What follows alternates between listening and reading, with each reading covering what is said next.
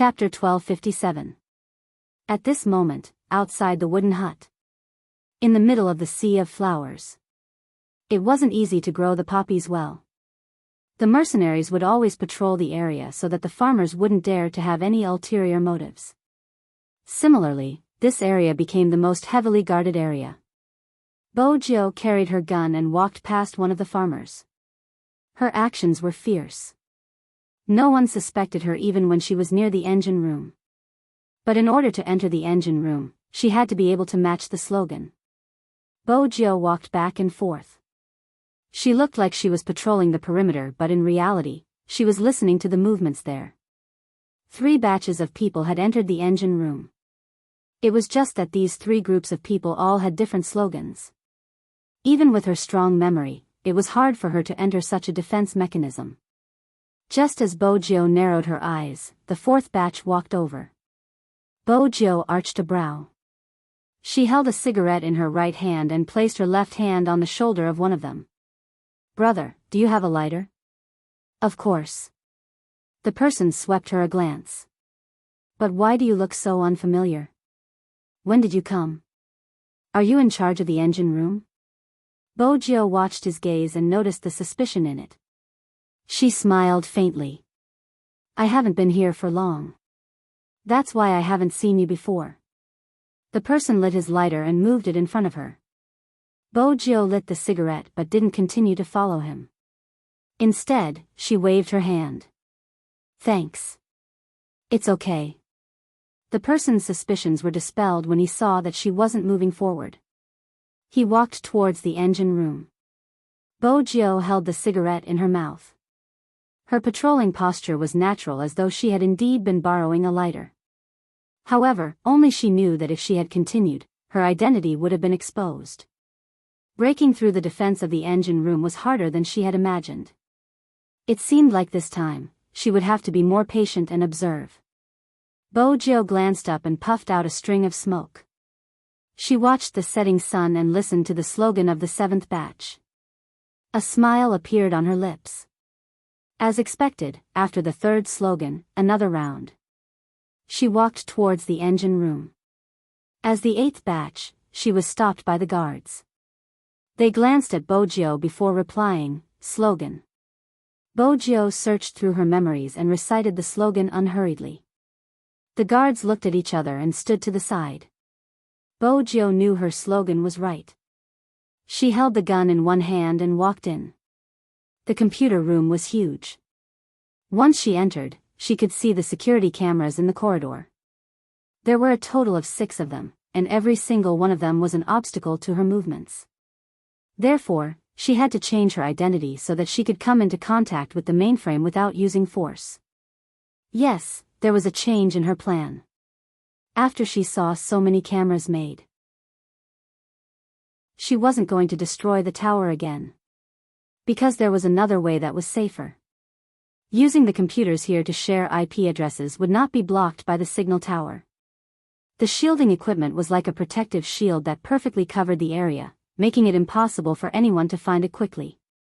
But if it was their own network and equipment, it definitely wasn't blocked.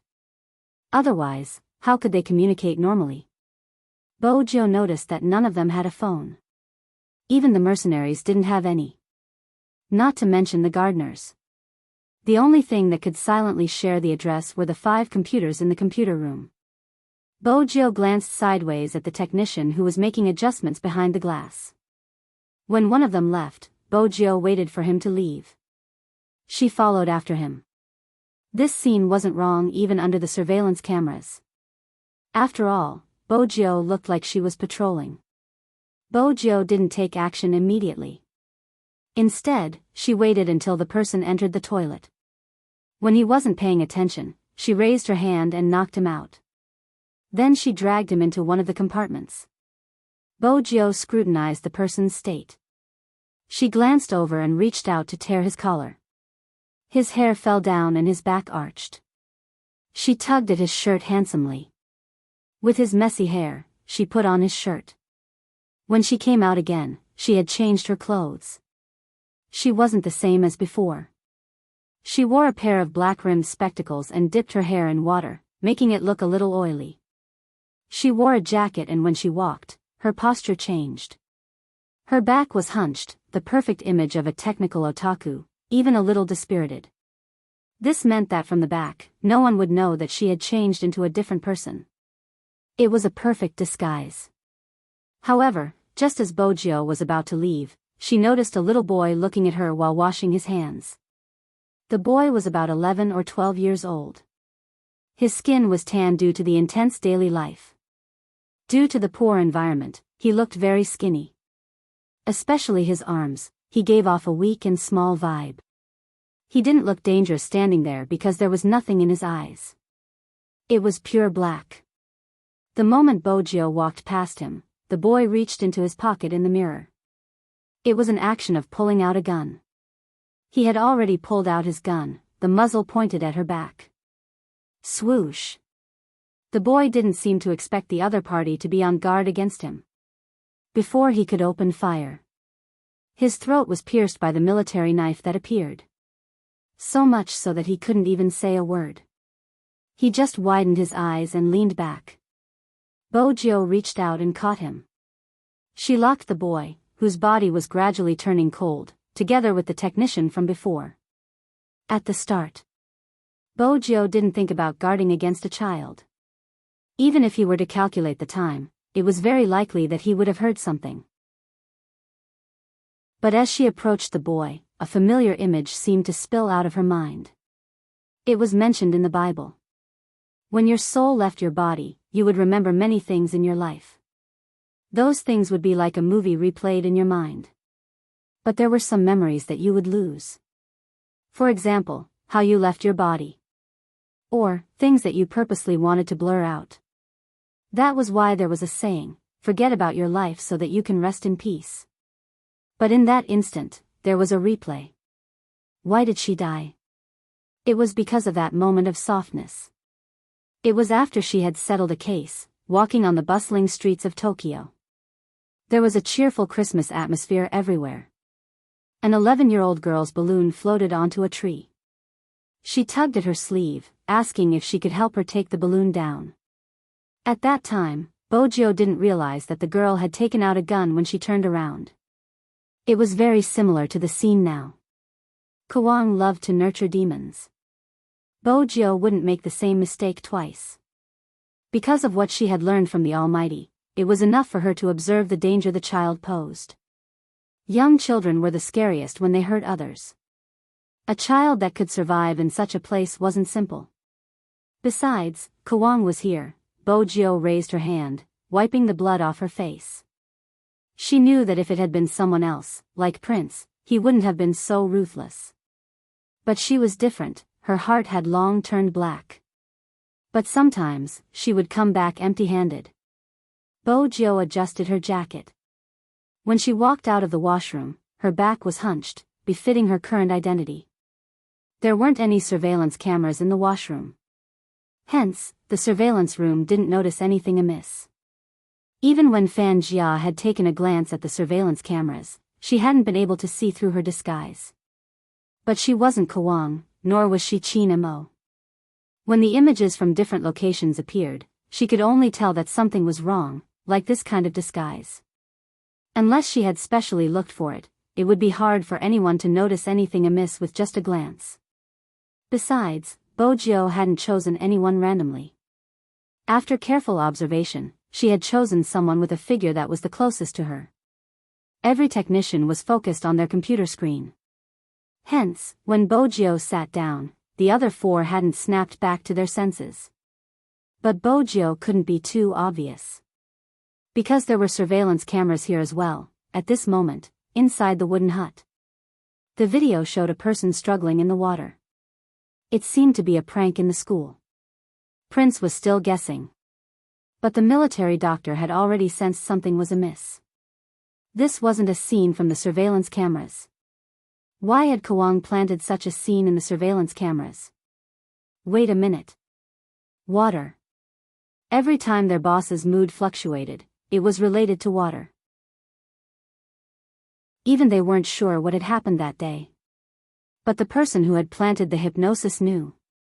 The military doctor, who was inspecting the other items, wanted to speak but Chin Mo interrupted him. "How's the purity?" "It's very pure," the military doctor replied. Chin Mo chuckled, as though nothing had happened. He used his wine glass to touch Kwang's. "Let's have a pleasant cooperation. Let's have a pleasant cooperation." Kwang's gaze dimmed. He seemed to be sizing up the person in front of him. At this moment, the video changed again. It was the scene where the youngster had gone to the infirmary to look for Kwang, who had disguised himself as the school doctor. The scene appeared clearly in front of everyone. In the video, Kwang was very knowledgeable. He had asked the youngster to test the thermometer politely. He seemed to have said something. The youngster didn't seem to be on guard. Then Kwang glanced at the thermometer that the youngster had tested. He stood up and walked towards the water heater. No one knew what medicine he had added. However, when he stood up, even the military advisor had a premonition that once the young man drank this thing, he would definitely be in danger. At that moment, Kwang had already sensed something was wrong with the youngster.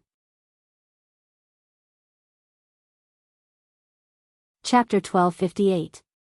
The military doctor turned towards Chin Mo instinctively when he saw the scene in the video.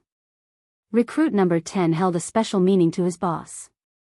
The military doctor remembered clearly how many rules his boss had broken in the military just to get closer to the recruit. He had never imagined that he would see such a smile on his boss's face. It was pure and without any impurities. It was because he had thought of that person. But now, the recruit wasn't able to escape. In the video, Kwang had already turned over, passing the medicine to the youngster. The youngster took it. At this moment, the video stopped. Prince's eyes were red but he couldn't lift his head to show his abnormality. Kwang was in a good mood, pouring himself another glass of wine. "Boss Rong, can you guess how I dealt with him in the end?" Chin Mo sat there, feeling a chill in his heart. After a certain degree of pain, he would no longer feel it. It was as though a part of his soul had been pulled out. He lifted the corner of his lips. "Sir, I really can't guess your methods. After all, in my place, you would just break your limbs. That would be too bloody for a weak doctor like me. I prefer a cleaner method." Kwang swirled his wine glass. "Wasn't there a pond in the video?" "It's in the gymnasium near the school. I tied 2 bricks to his legs and threw him into the water. When he was in the water, he woke up but he couldn't come up after a long time. He sank to the bottom of the water." Chin Mo listened to the voice beside his ear. The results told him not to believe Kwang's words. But his brain was indeed numb, his body sinking. He didn't dare to think too much because the moment he did, the scene that Kwang had described would appear in his mind. He had dreamed of it countless times but he didn't want to believe it. The blurry figure was sinking slowly in the water. No matter how he stretched out his hands, he couldn't pull her up. She was too far away, he didn't even have the chance to see her for the last time. "Boss, the inspection is done." When the military doctor walked over, he accidentally knocked over the teacup on the table. "Gotcha." He was shocked as if he had done something wrong. "Boss, I deserve to die." Chin Mo's hand turned cold. His fingertips moved, his gaze changing slightly. "You broke Mr. Ka's teacup, not mine." Hearing this, the military doctor turned around and was about to apologize. Kwang raised his hand, a gentle smile on his face. "It's just a cup. Boss Rong will come often in the future, this is just a small matter." When Scorpion heard his boss say this, he knew that there was no problem with this deal. The other party's identity had passed his boss inspection. It was indeed so. Kwang glanced at Boss Rong who was still focused on the transaction. Basically, he denied some of his guesses. The hypnosis had been activated. But this person didn't react. Unless the person in the video wasn't important to him, or he wasn't Chin Mo. Kwang was leaning towards the second option. After all, that youngster was their trump card against Chin Mo. It was impossible for him not to be important. Although it was a little regretful that he didn't get to see what he wanted to see. However, the other aspects were not bad. For example, there was nothing wrong with this group of people. They could work together now. Kawang glanced up at Fan Jia. Understanding, Fan Jia walked to the front to check the money. They only brought half of the deposit. Oh, Kawang replied, turning towards the person beside him. Boss Rong, what do you mean? Sir, you are so guarded against others. I have to hold back. Chin Mo glanced up. You asked us to come to the designated location, but you didn't even let us know the address. Sir, you should be aware that the scariest thing in the underworld is a scam. I'm afraid I might encounter such an incident at night. Moreover, Boss Rong's business has always been like this. The deposit will only be paid after the deal is settled. What he said made sense. Kawang knew that the longer one stayed in the underworld, the more cautious he was. After all, there would be times when he failed miserably. Chin Mo stood up, grabbing his jacket. Since there are no problems with the goods, we can inform the consultant and get him to transfer the other portion of the deposit into your account. Prince spoke up at the right time. Brother, don't worry. I can't get through. I tried, but there isn't any signal here. I'm sorry. Kawang smiled. Second young master must not be used to it. I have no choice, this place is only this big and it's just a business to maintain my livelihood. However, China keeps chasing after me. In order to defend myself, I have to resort to such means. With that, Kawang paused. Fan Jia, pass your phone to Boss Rong. Yes. Fan Jia reached out, passing her phone over. Since he wasn't the person, there wasn't much to see. Chin Mo didn't move. Prince didn't know what was wrong with his boss, but he knew he had to pick up the phone. They had put in so much effort just for this. He reached out to take the phone, placing it in Chin Mo's palm. Brother, you should contact the family. The consultant won't listen to me. Chin Mo's gaze was deep. Prince couldn't read his emotions, but there was an indescribable danger in his eyes. Contact the family, Chin Mo replied, dialing a string of numbers. Ring ring ring. Logically speaking, there shouldn't be any phones in such an important meeting. But the phone that rang was the one everyone hoped would light up. According to the original plan, Chin Mo would use this number to contact the higher-ups. An unknown number was displayed on the screen. General Chin was in his military uniform. He lifted his finger and pressed the answer button. Hello, is this the consultant? He turned on the hands-free button. Everyone in the conference room was quiet. They were giving General Chin time to communicate with them. At the same time, someone hurriedly made a hand gesture, indicating for them to locate the source of the call. General Chin replied in a low voice, "It's me." His voice seemed to wake Chin Mo up. "There's no problem with the goods, you can transfer the money." "What's the account number?" Everyone knew that these weren't the most important questions. The most important thing was to confirm the exact location of the operation team through the duration of the call. After all, it usually took a long time to read out the account number. This was Chin Mo's plan from the start. It was to prevent the other party from cutting off all their communication devices, preventing them from tracking their location. Now, they finally saw a glimmer of hope. But no one expected that the glimmer of hope would disappear as quickly as it came. Just as Chin Mo read out the two numbers, the signal came from the other side.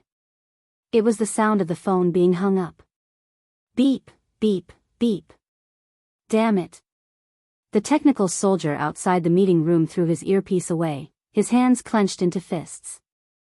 Just a little more, and we would have been able to locate the exact location of the call. The leader in the meeting room glanced over. Everyone was concerned about the outcome. How is it? The technical soldier shook his head. The person at the top said, "Continue to lock on." The technical soldier wanted to continue locking onto the target, but he knew very well that it was impossible to lock onto the target without the signal. The other party didn't just hang up, he removed the communication card. Indeed. Kuang reached for the phone when Qin Mo said the second number, smiling. Let Fan Jia send the account number. With that, he tossed the phone behind him. Fan Jia caught the phone and removed the communication card in it. Hunter and Magician clenched their fists when they saw this. They weren't sure if the time was enough for the troops to locate their exact location. However, this wasn't the only problem Dr. Qin was worried about. The most important thing was Boss. Perhaps Boss didn't realize it himself, but the light in his eyes had started to change. Boss. What was he thinking? Qin Mo wasn't thinking about anything. Images flashed through his mind. Every scene was related to the youngster. In the end, there was the surging water and the wrist he couldn't grab in time. At this moment, the technical soldier outside the meeting room was still trying his best. Just as he was about to tell General Qin that he couldn't locate young master's location, suddenly, a red dot lit up on his local network. It was here. This was the address that young master had just called from. Wait a minute. This was signal transmission? Someone had hacked into the other party's network? How was that possible? Even though he couldn't believe it, it was indeed the address. The technical soldier didn't hesitate. With the red dot's guidance, it was too easy to locate them. In less than a minute, the technical soldier shouted, "General, it's done. The coordinates are 35 degrees north latitude, 47 degrees south latitude." The technical soldier didn't know that he wasn't the only one with a red dot. Everyone who was tracking Qin Mo and young Master Tang had the same result. Fatty and young Master Tang had the same result. In just a short moment, the sea, land and air forces rushed towards the same direction at the fastest speed. In the computer room on the island, Bojiu was still sitting in her seat, a pair of spectacles on her face. On the computer screen, she seemed to be adjusting the local surveillance system. But in reality, under the hidden dialog box, there was a continuous stream of code. She didn't hack into the network. Instead, she opened up the computer room's IP to maximize the sharing. The computer room's IP was shared. But it could only be shared locally. Now, she had opened up the network and cracked the password. Then, he would create a fake protective cover to stabilize the balance of the regional network.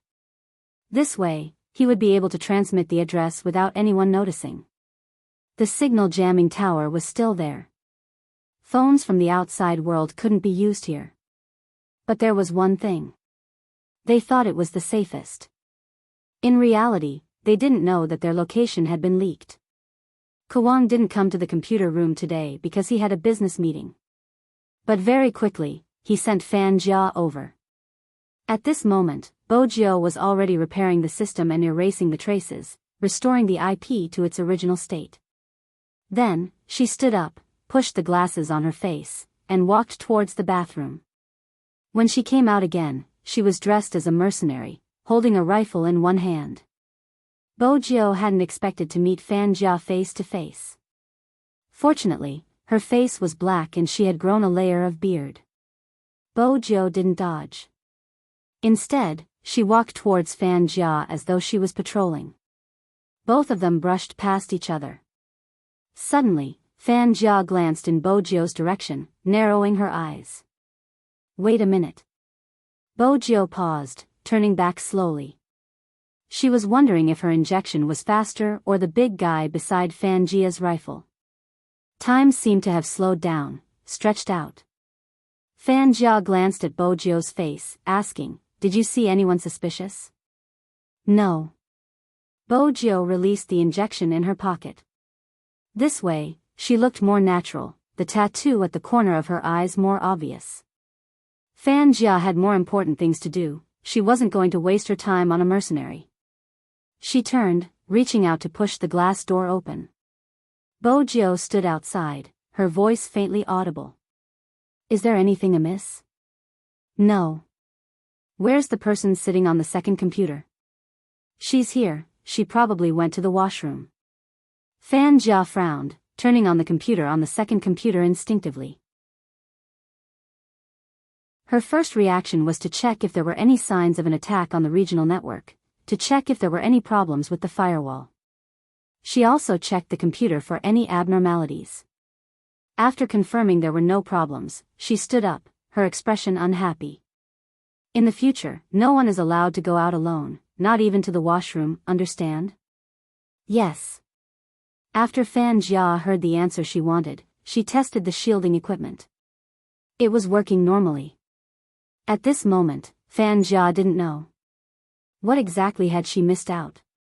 If Kawang had been here, he might have been able to sort out the problem quickly. No matter how smart Fan Jia was, she wouldn't have guessed that the computer room seemed normal, but in reality, it had been attacked. And the person who had attacked it. Bojo walked out of the computer room.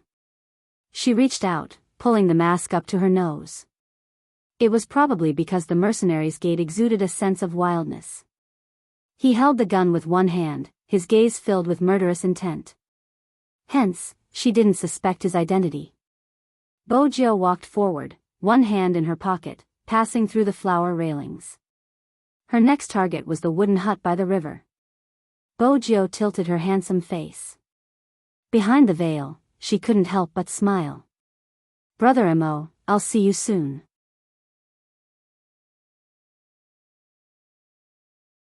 Chapter 1259. But at that moment, Bojo wasn't aware of what Qin Mo was going through.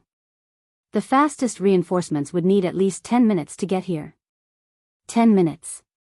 Qin Mo suppressed the images countless times, but the emptiness in his chest was unbearable. No one noticed that his eyes had darkened. Even Kawang's attention was on Fan Jia. How is it? Master, don't worry, the engine room is functioning normally. That's good. Kawang smiled, continuing to lead them towards the lake. The poppies there were in full bloom and the latest product was produced. It was a type of candy that was even more addictive than ecstasy. Or rather, it was disguised as a candy. Prince's eyelids twitched when he saw this. Kawang seemed to enjoy his shock, tearing one of the candies apart. This is the perfect disguise, it will be easier to enter the country. The stationery is still a risk, but these fake candies are different. Besides, in the Chinese market, these are the most popular candies in the nightclubs. However, the checks are too strict and it isn't easy for some people to sell them. It would be best if the Rong family has the channels. At this moment, Prince felt extremely fortunate that they had contacted Kawang before the drug dealers. He was really vicious. In his mind, there wasn't anything he should or shouldn't do. What would happen if these things entered the supermarket by mistake? Children would definitely eat them. Prince couldn't imagine such a scene. Was Kawang trying to use drugs to control everyone's lives? Why? Second young master doesn't seem to like such packaging. Kawang was observant, his eyes dark as he watched Prince's expression. In that instant, almost everyone sensed a message. There was a flaw on their side. Kawang was suspicious. At the same time, Fan Jia, who had hung up, glanced at the number 2 camera. After waiting for a full 3 minutes, she suddenly asked, "When did he go to the toilet?" "It's been about 15 minutes. The technician beside her frowned. "What happened? Why did he take so long?" Fan Jia wasn't stupid, her instincts told her that something must have happened. He turned around and strode in the direction of the bathroom. The mercenaries were the first to enter. When they reached the last cubicle, they turned their heads and said, "There's someone inside." Fan Jia narrowed her eyes. "Kick it open." Yes. The mercenaries were still very destructive. With one kick, the wooden door was kicked open with a bang. There were indeed people inside. However, it was completely different from what they had imagined. A technician who had been knocked unconscious and a boy who had been stabbed in the head with a syringe. It was easy to imagine what this signified. Fan Jia didn't hesitate, her first reaction was to call Kawang. "Hey." Kawang's gaze was still on Prince's face, but it was hard to tell. Fan Jia's voice was anxious. "Master, the engine room has been tampered with." There's something wrong with the business owner's identity. Kwang clenched his fists when he heard this. At that moment, no one could tell. He turned, his smile even gentler. Dressed in a white coat, he exuded a murderous aura. I already know, it's not a big problem. I'll come over after the arrangements are made. I still have to discuss the new product with Boss Rong. Fan Jia had been by Kwang's side for a long time. The moment she heard his words, she understood what he meant. The other party was still around. Her master knew about it, but he pretended to be oblivious. He wanted to lead them to a dead end and destroy them all. These people weren't afraid of death. They came in waves. They were smarter than before. So what? All of them would die here. Fan Jia hated the fact that she hadn't caught the youngster in the video. If she had, she would have fed her drugs and turned her into a living hell. It was better than letting her disappear. On the other side, Kwang had already hung up. He glanced up at the group. Everyone must be hungry after watching for so long. Why don't we eat while looking at the new product, Scorpion? Yes. Scorpion didn't know what had happened. Kwang smiled. Bring out the feast we usually prepare for our VIPs. Let Boss Rong and the rest have a good taste. Scorpion paused, instantly understanding the meaning behind those words. His eyes turned dangerous as he glanced at Prince and the others, lowering his head and replying, yes. When he turned around again, his expression had changed. He made a throat-slitting gesture at the mercenaries who were looking at him. Kwang continued to lead them forward. Just as Prince and the rest were about to take a step forward. Suddenly, their boss lowered the hand holding the cigarette, tapping the side of his thigh lightly. Once, twice, thrice. It was fast and rhythmic. It was a common code used during World War II. There were only 5 words in the translation. Kwang is going to attack. Be it hunter or wolf, both of them instinctively looked for their weapons in that instant. Kwang continued, I admire Boss Rong's courage, but it's a pity, a pity. With that, he turned, raising his hand to shoot. Unexpectedly, the person who was originally standing next to him was 1 step faster than him. His figure flashed, and his leg kicked the gun in his hand away. Kwang's eyes darkened. The mercenaries opened fire in unison. However, these people seemed to be prepared in advance. They slid into the flower field and used the harvester to block their bodies.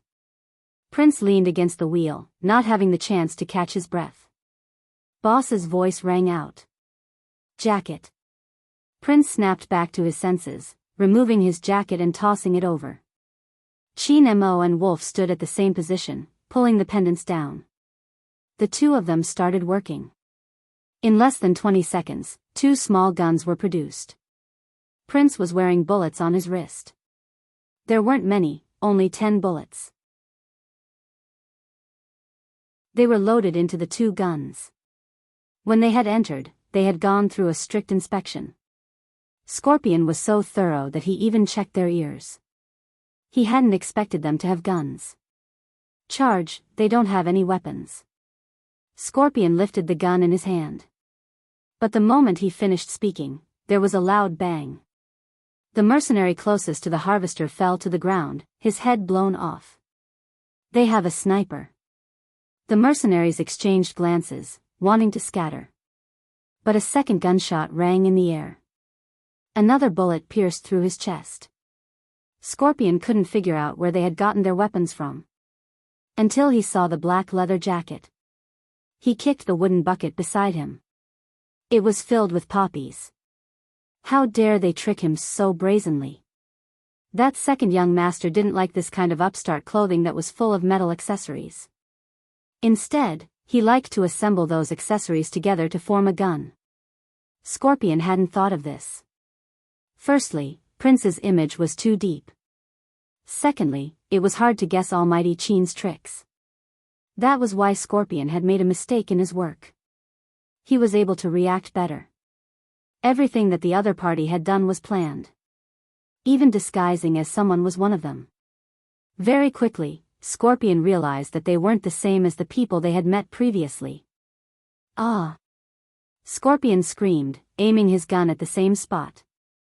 Who exactly are you? Qin Mo's gaze darkened. After the bullet brushed past his ear, he seemed to have woken up again. He lifted his head and said, Chinese soldiers. The words were like blood that flowed into his heart.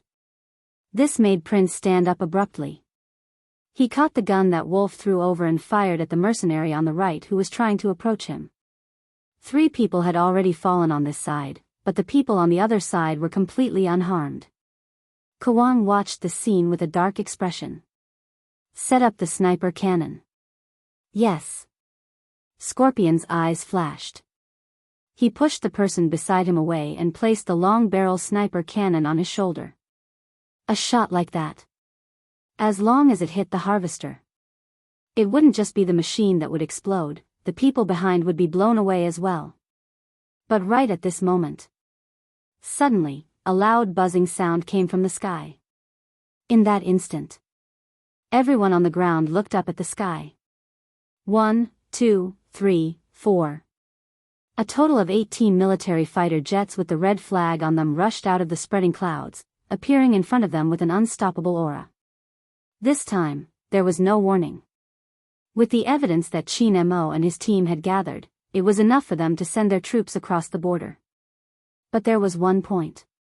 China had to bring Kawang back to decide whether he was dead or alive. If he landed in someone else's hands, no one could be sure if this time would be the same as the previous time. Someone would make use of a deal with the upper class to bring Kawang back. Judging from the events that had happened before, there was a problem with the MT government. That was why Kawang had been so arrogant for so long. The moment he pointed at the military council, it was like a flood. But there wasn't a hint of panic on Kawang's face. They don't dare to move, there are so many bombs buried here. If they throw a bomb, we won't be the only ones dying. Indeed, the military planes couldn't strafe. Scorpion lifted his lips, raising the sniper cannon and firing at the wings in the sky. Bang!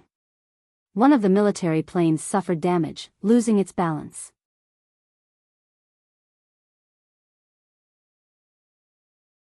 Chapter 1260. Kawang's words caused Strategist's heart to skip a beat. He turned back abruptly. Due to his boss's posture, he couldn't see his expression at all. But he felt an inexplicable sense of unease. He couldn't describe the uneasiness he felt. Just his posture was enough to send a chill down Strategist's spine. Qin Mo stood there with a gun in his hand, as though the changes around him didn't affect him at all. But Strategist knew something wasn't right. Boss shouldn't be like this. Kawang must have sensed the problem before him. That was indeed the case. The more he looked at Qin Mo, the wider the smile on Kawang's face. It wasn't easy for us to meet and we have to separate immediately. Actually, I really want to sit down and have a good talk with you about the topic I was talking about.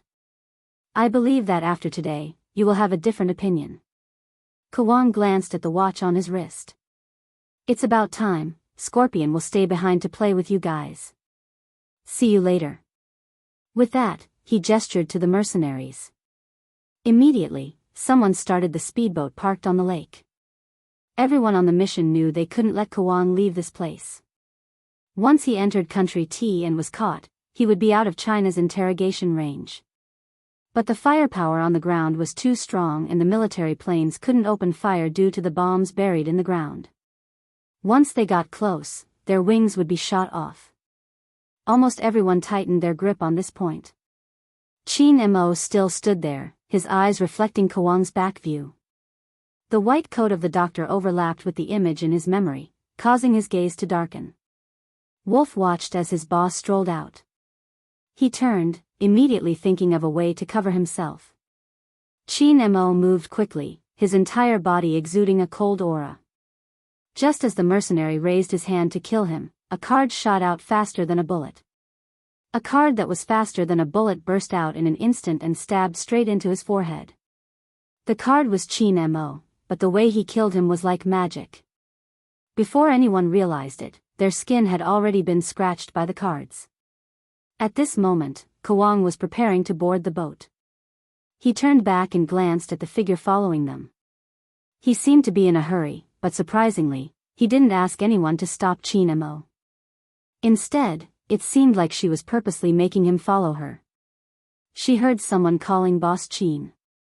Kawang narrowed his eyes. Let Scorpion destroy the harvester first, it's annoying for the people behind. Come on, Chin Mo, wait a little longer. You will be my most successful masterpiece. He believed that at that time. You will be willing to call me teacher. Kawang smiled as he stepped onto the boat. The mercenary stood on the shore. His figure was very familiar. He took the earpiece and said, King wants you to get rid of the special forces on the land first. Scorpion smiled and adjusted the aim of the sniper rifle. I'll take care of it now.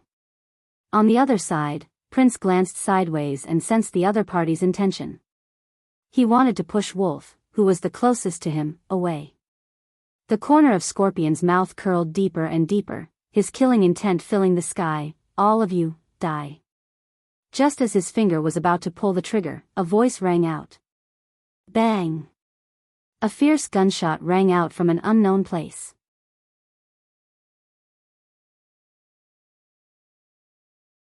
Chapter 1261. D*M it, there's a sniper. In an instant, all the mercenaries were in chaos. Blood splattered everywhere. Scorpion didn't even know how he died. He was already lying on the ground with his cannon.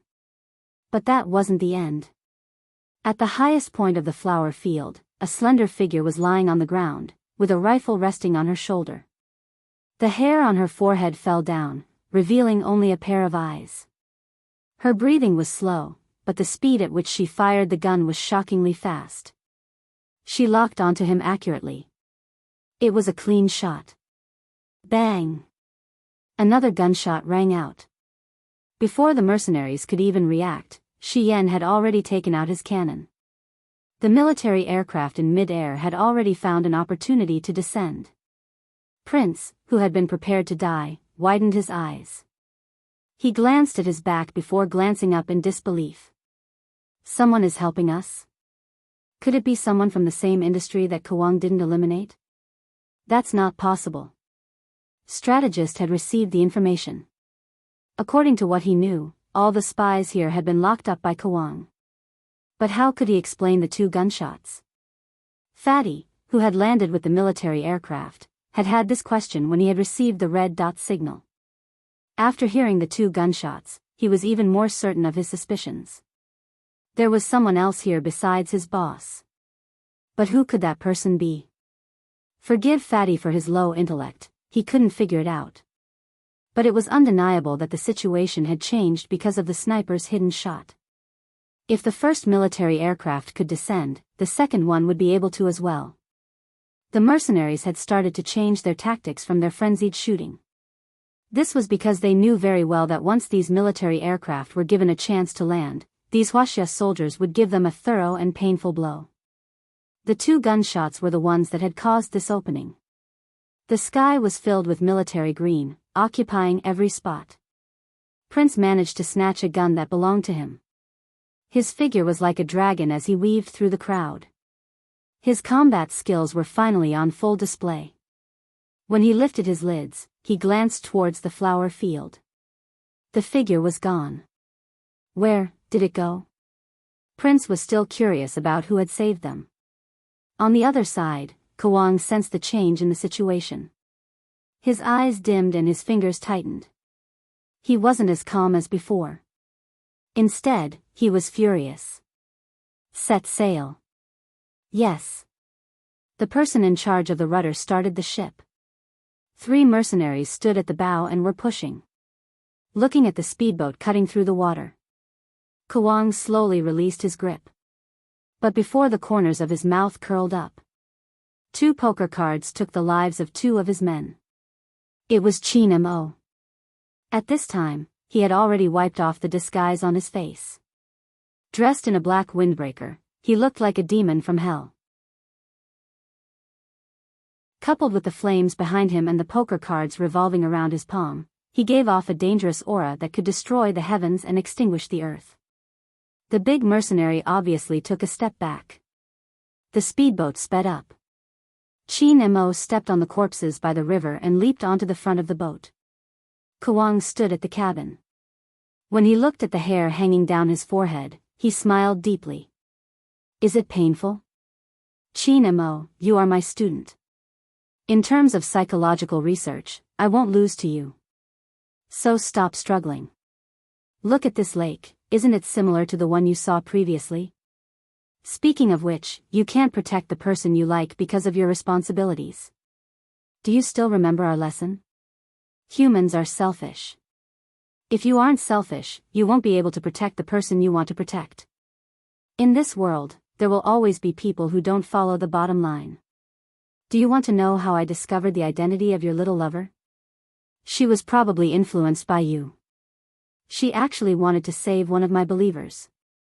It's a pity, that believer of mine doesn't care about anything as long as she can be noticed. It wasn't easy to choose her. Don't you people in China pay attention to small things? When I found out that she stood on the side of the plagiarist and didn't care about who was the original author, she even posted a long post to prove how smart she was, I locked onto her as my believer. As expected, as long as you give her a chance to stand in front of everyone, she will do anything, including betraying the person who thought she was bullied and wanted to protect her. That person is you, the one who tried so hard to sneak into the school to deal with me. It's a pity. From a certain perspective, I admire her. For example, the way she struggled to survive in the pond. This was a further hint. If Qin Mo was clear-headed, he would definitely know and eliminate it immediately. But now, Qin Mo wasn't clear-headed. In fact, the moment he saw the youngster in the video take the cup of water, his mental defenses were already starting to crumble. But at that moment, there was a belief that supported him. That belief was to complete the mission. Kawang would probably never understand. To a soldier in China. Especially to someone like Qin Mo. What did belief mean? It meant that even if the hypnosis was activated, he wouldn't give up. Kawang could see the change in Qin Mo's emotions. The hand hanging by his side clenched tighter. The happier Kawang was.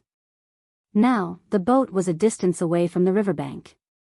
He believed that no one would be able to catch up to them.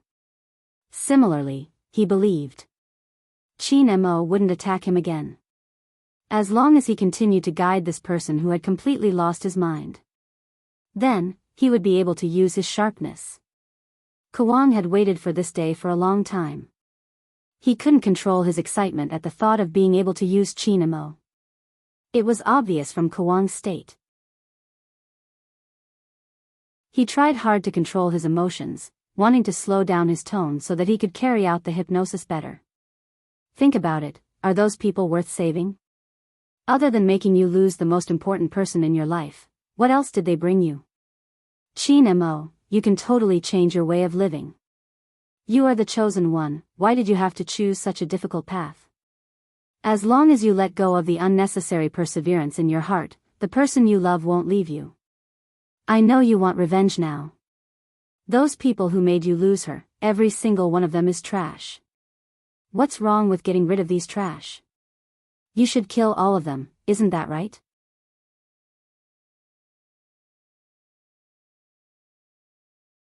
Chapter 1262. Her deep voice was like the water in the lake, drowning all of Qin Mo's senses. The speed of her speech, the tone of her voice and the content she was feeding him.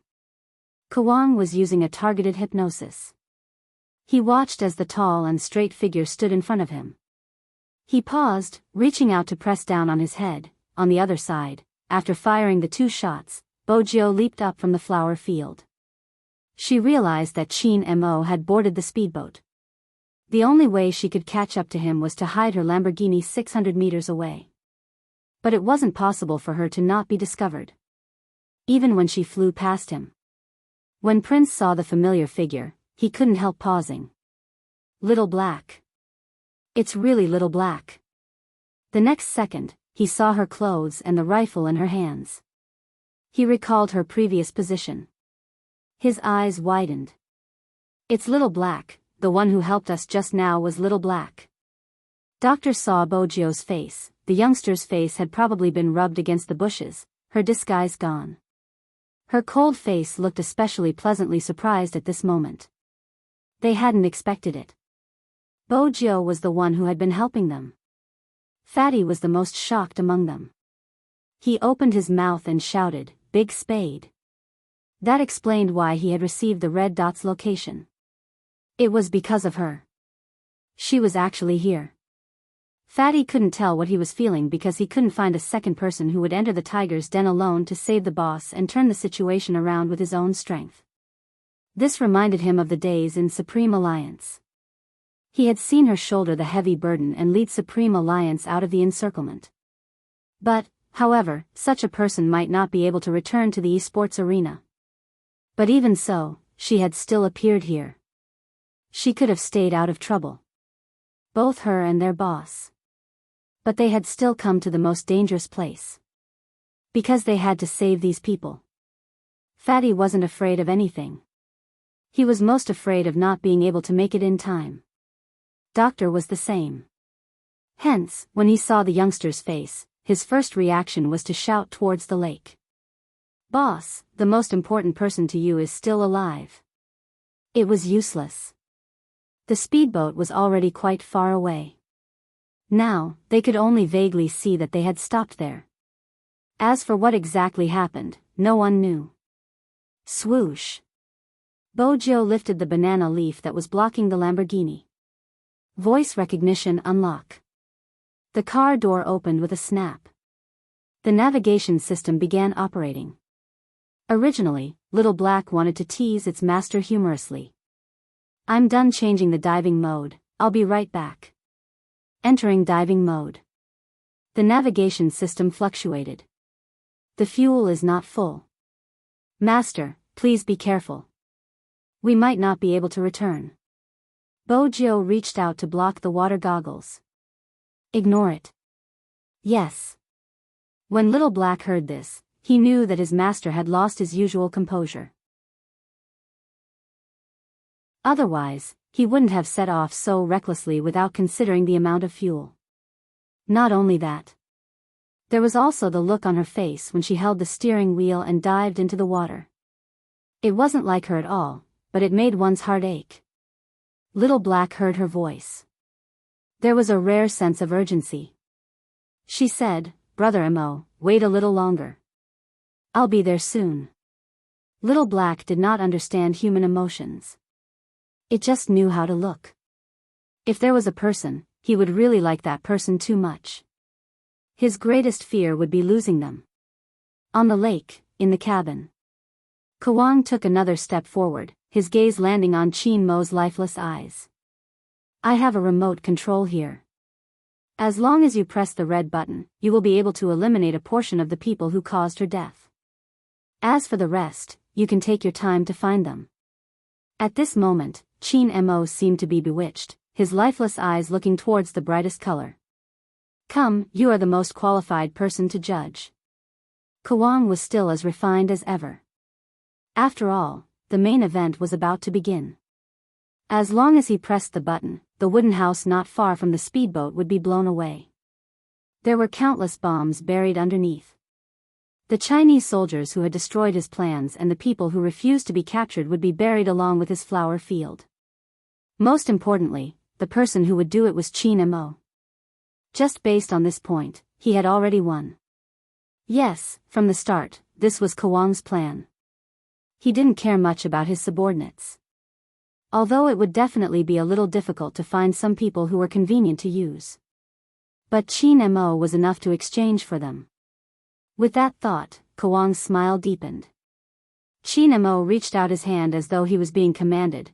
Just as Kawang thought he was going to press the button, there was a swoosh sound. The remote control was thrown into the water. Chin Mo was still standing at his position.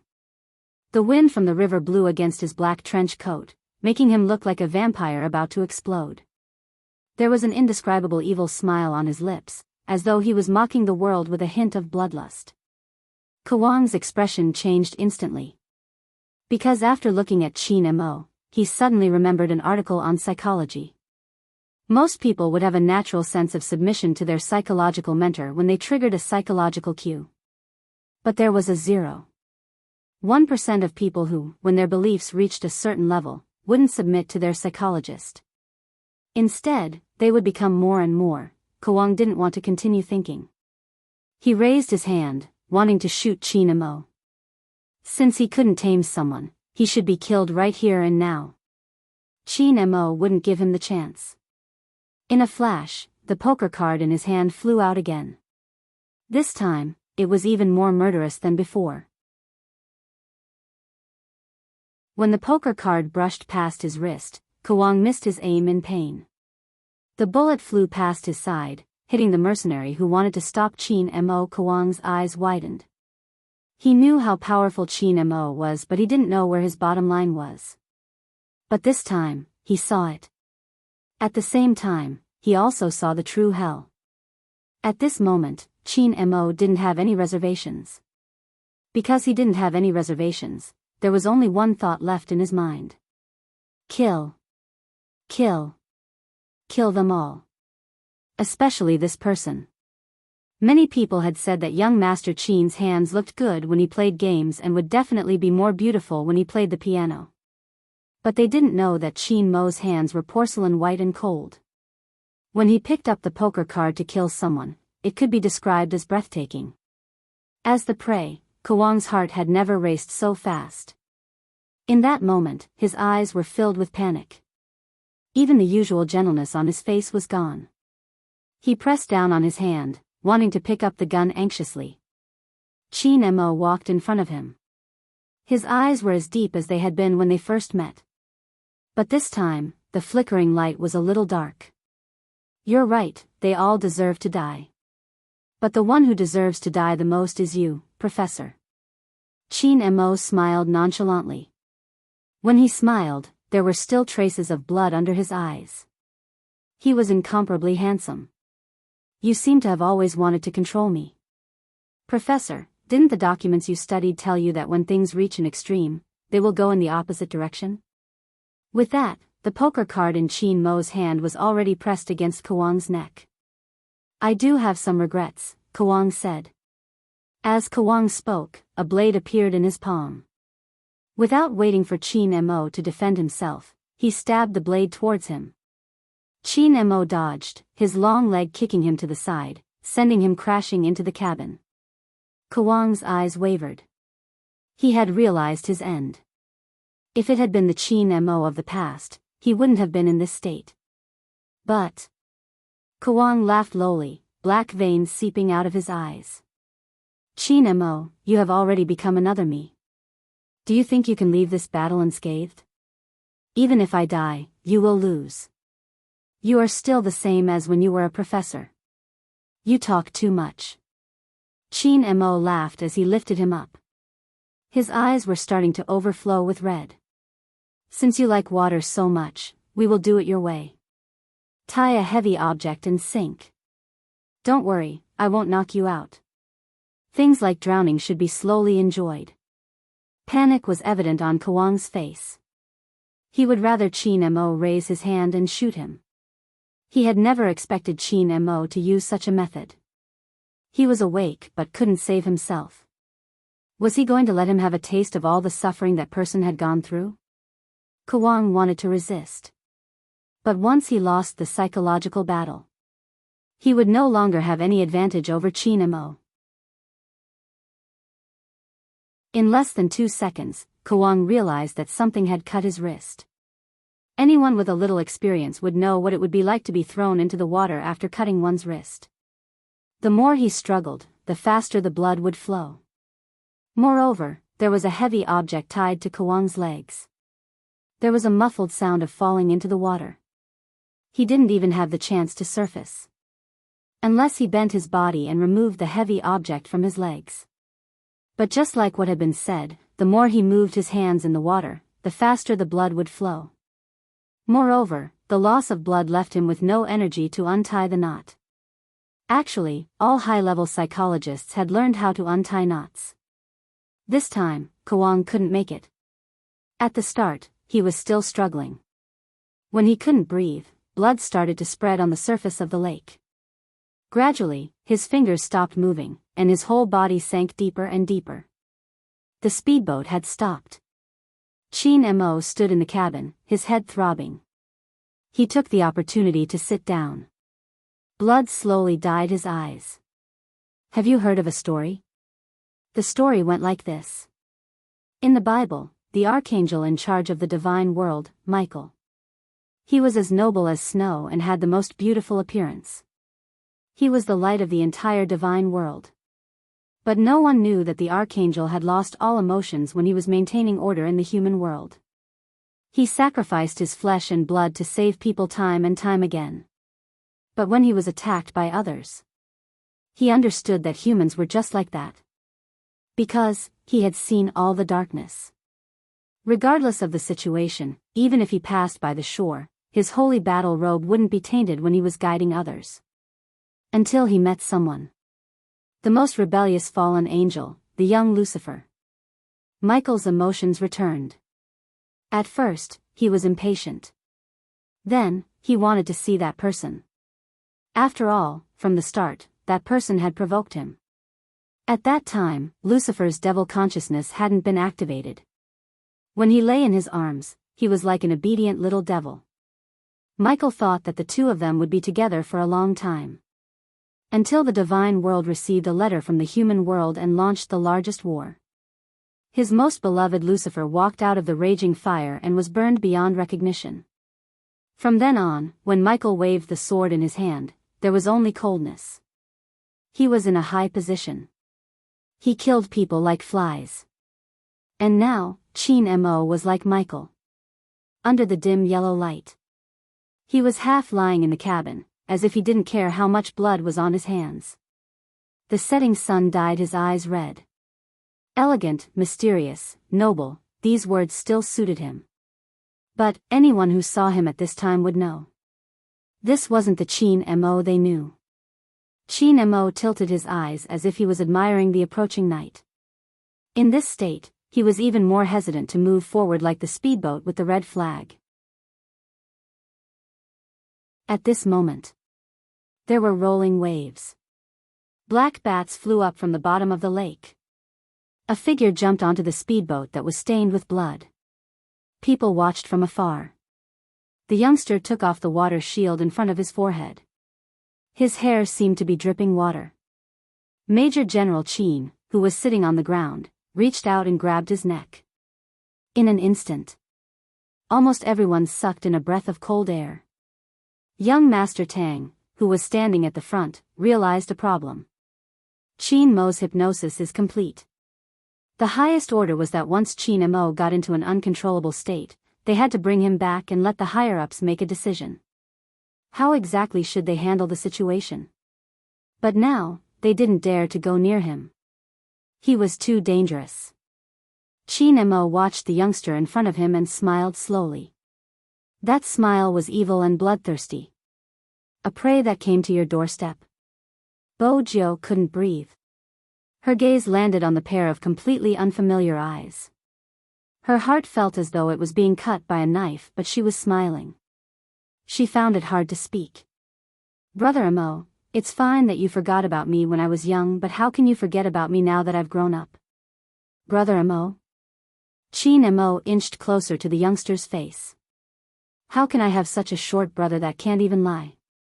In reality, Chin Mo couldn't understand why he released his grip instinctively when he felt a little uncomfortable. It was as though he was possessed. Forget it. The youngster couldn't do anything to him. Anyway, if he dared to move, he could use the poker card to slit his throat. But Chin Mo didn't expect that. The moment he released him, the youngster hugged himself. His voice was slightly hoarse. Brother Mo, this time, it's my turn to bring you home.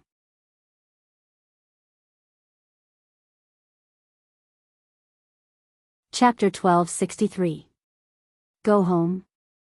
Chin Mo glanced at the person hugging him, reaching out to lift the youngster's chin. This person was really interesting. Didn't he see the blood on his hands? Still, he didn't see the person who was no longer breathing. There was so much blood. It was obvious he was the killer. The speedboat on the lake. No one dared to approach him. But this youngster came over as though he wasn't afraid of death. What exactly was he trying to do? Chin Mo scanned her face before speaking slowly. The people behind you don't seem to have any intention of bringing me home. At this moment, Bojio remained neutral. I'm not on the same side as them, I'm in the underworld. Chin Mo's side profile didn't reveal any emotions. Especially now, he was smiling, the cards in his hands never leaving. It was obvious he didn't believe her. You called me brother just now, are you my younger brother? No. He thought the youngster would admit it. After all, it would lower his mental defenses. Chin Mo didn't expect to hear a negative answer. His brows were about to arch. The young man leaned forward, and those light-colored lips touched his lips. Chin Mo stilled. He could feel the breath on the youngster's body and the slightly chilly softness. There was a tinge of candy, spreading from his lips. It was so warm that he didn't push the youngster away immediately. Then he heard the youngster's voice again. I'm your sugar daddy, we're a couple. Chin Mo paused for a moment. Her gaze landed on the young man's slightly upturned lips, and she reached out to press his head down. She tilted her body slightly, and her breath blew into the young man's ear. You mean, not only did I fall in love with a boy, but I'm also being kept by this boy? Brother Mo, Bojio smiled, not denying his words. Instead, she held onto his hand and moved it towards her chest. The softness on his palm made Chin Mo's fingers pause, his brows furrowing slightly. A girl? She was so thick-skinned. But the youngster was like a little gangster, completely unaware of her thick skin. She inched closer to the tip of his nose. Your favorite feeling? Interesting. The more Chin Mo looked at him, the more interesting he found him. He lifted his eyebrows slowly. Indeed, I don't like those that are too big. Other than being small, you don't have any other good points. Bojio. Why didn't the Almighty forget his venomous tongue even after turning dark? However, when it comes to inspecting goods, I still need to do this to know if it's to my liking. Chin Mo reached out and pulled Bojio into his arms. Under the cover of the black trench coat, his hand had already reached under her clothes. It was hard not to like her waistline. It was smooth, porcelain white and delicate, just like a piece of top-grade jade. The moment they touched, Chin Mo fell in love with the feeling. His eyes darkened as if he hated the influence this person had on him. Without changing his expression, he reached out and pushed the young man to a safe place. What is it? Bojio blushed. Her ears were burning from the kiss. When Chin Mo saw this, he smiled, his eyes filled with danger. Since you are my sugar daddy, shouldn't you be the one to distract the speedboats on the lake? Bojio sensed his resistance towards the military uniform. And in those deep eyes, there was a vicious aura that constantly floated out. It was a completely different emotion. But even so, he was still him. What is it? Chin Mo tucked her hair behind her ear and smiled slowly. You don't agree? You said we are lovers but you can't even do this? Bojio looked at him, her eyes clear and intelligent. If that's what you want, I can do it. With that, she turned. She met the eyes of the person standing at the front of the boat without giving any orders. Before Bojio could speak, a voice came from the other side. Chin Mo has to go back with us. Someone will handle the rest. This was a direct rejection of everything Bojio wanted to say. Since that was the case. Young Master Tang, you should know that I won't hand him over to the military in his current state. Bojio knew that even if she returned with them, the Almighty would receive proper arrangements. But psychologically. Or perhaps, the outcome would be the same as before. Chin Mo wasn't suited to have a military rank anymore. Out of consideration for everyone's safety, they would allow him to return to Jiang City. He had done so many things. he didn't hesitate to give up his favorite sports. He allowed himself to fall into such a predicament once again. In the end, he could only receive such treatment. Because he was no longer the Qin Mo of the past. The military wasn't wrong. He was too dangerous now. If Kawang could hypnotize someone in a short period of time. But now, he had all the abilities to control people's hearts. Anti-reconnaissance, combat ability, long-range sniping, even the basic reactions of his body. He was incomparably familiar with the military's tactics. Once he turned dark, the military would definitely be wary of him. Other than herself, Bojo didn't trust anyone else. She was afraid. Afraid that they would treat him as a psychopath like Kawang and raise him in a place where he wouldn't have to worry about food or clothing but wouldn't be able to escape. That wasn't her pet. Her pet had been a little prince since he was young. Arrogant, disdainful, and righteous. He was the most suitable person to be a god. He should have been spotless. How could she allow them to treat him like a virus and isolate him, regardless of the method? I want to bring him away. Bojo looked at the figure and smiled slowly. If we can't resolve this peacefully, I have other methods. I believe young Master Tang wouldn't want to be my enemy. The figure didn't move, his tone calm. Z, have you ever thought about the consequences of bringing him away? The military will put you on the wanted list, but that isn't important. More importantly, are you sure he doesn't have any ulterior motives? You should be aware of the danger he is in now. Perhaps, the moment you bring him away, he will control you to do whatever he wants. Qin Mo smiled. He hadn't expected such a smart person to be in front of him. It seemed like his plan wasn't going to succeed. I can bear any consequences. I've said it before, this time, it's my turn to bring him home. Qin Mo trembled when he heard this. He looked at the youngster very slowly. There were other thoughts in his bottomless eyes. This meant that this youngster had known about his plan. That was why she had said, if that's what you want, you can have it. She had clearly sensed that he was up to no good. She had to agree to his request.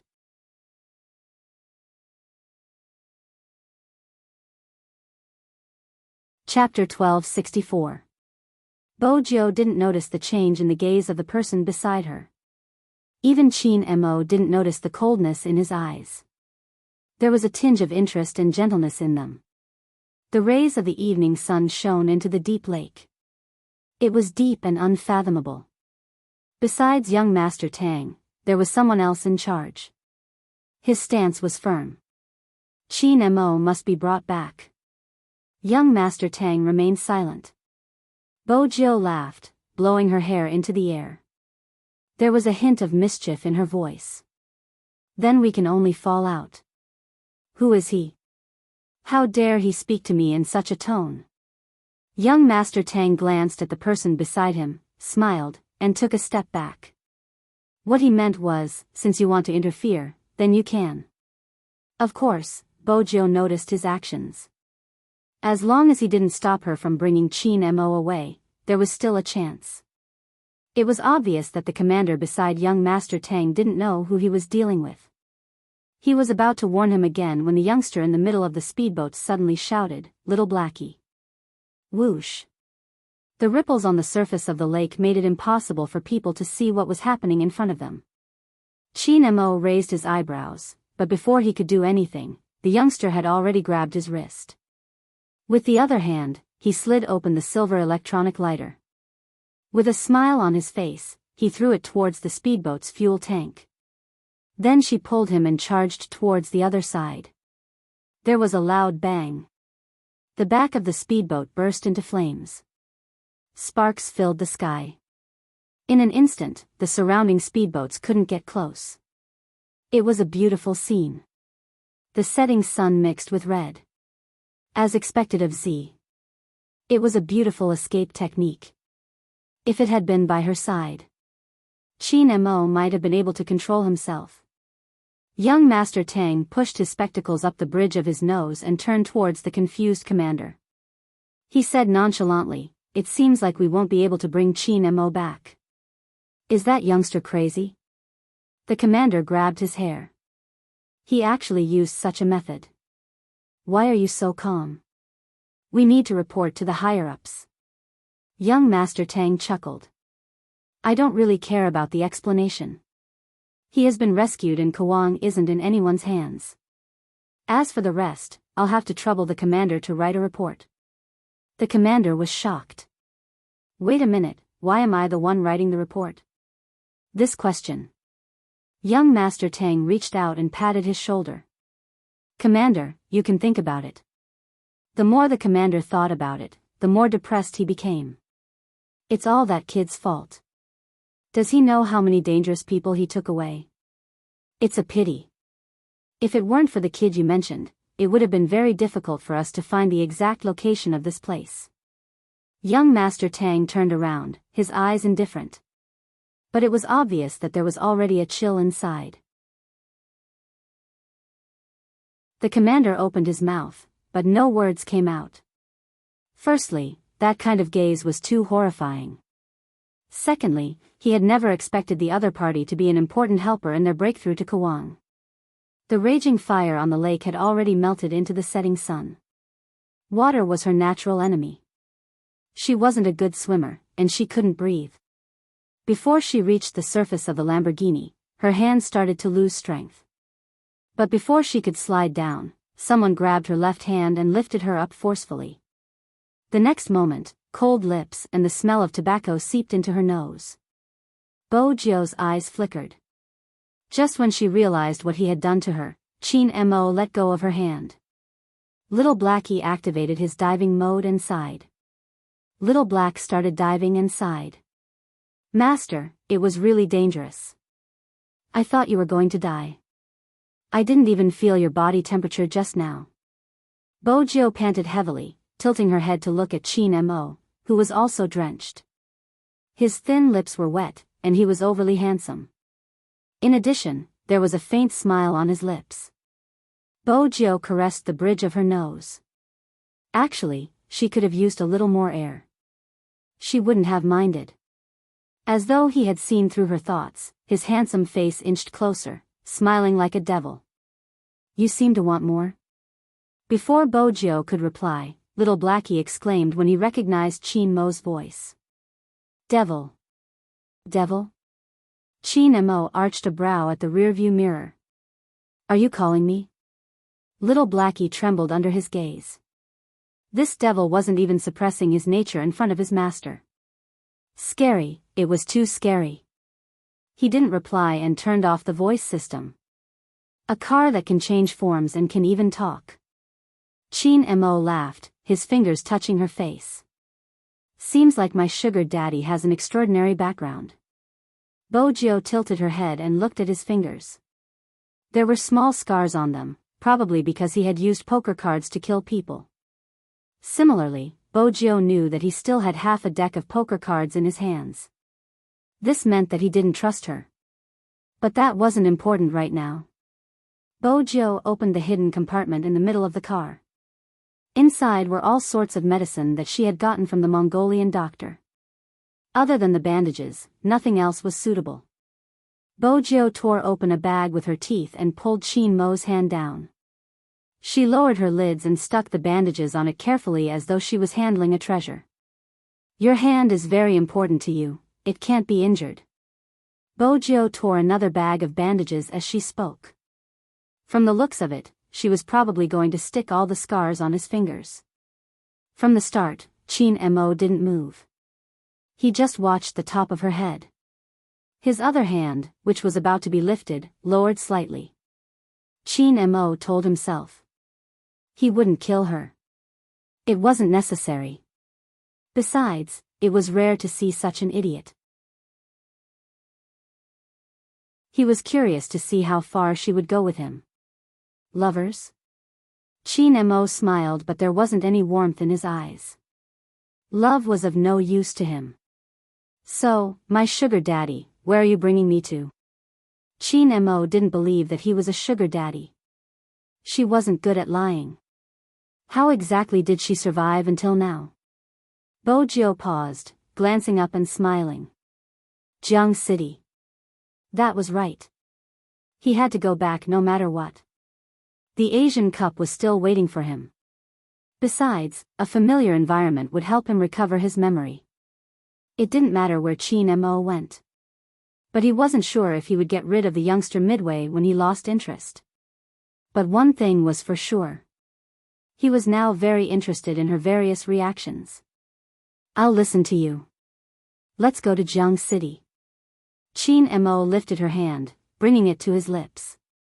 It was a light kiss. There wasn't any warmth. Instead, it felt cold with water.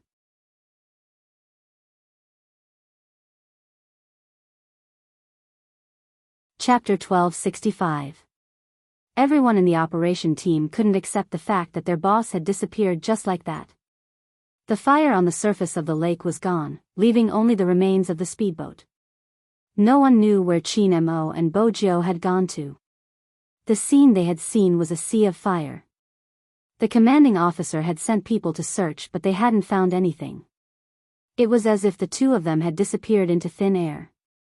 They were on the plane. The commanding officer told Wolf and the others, Qin Mo's mental state is extremely dangerous. Based on the bigger picture, from today onwards, Qin Mo will no longer be the general of our army.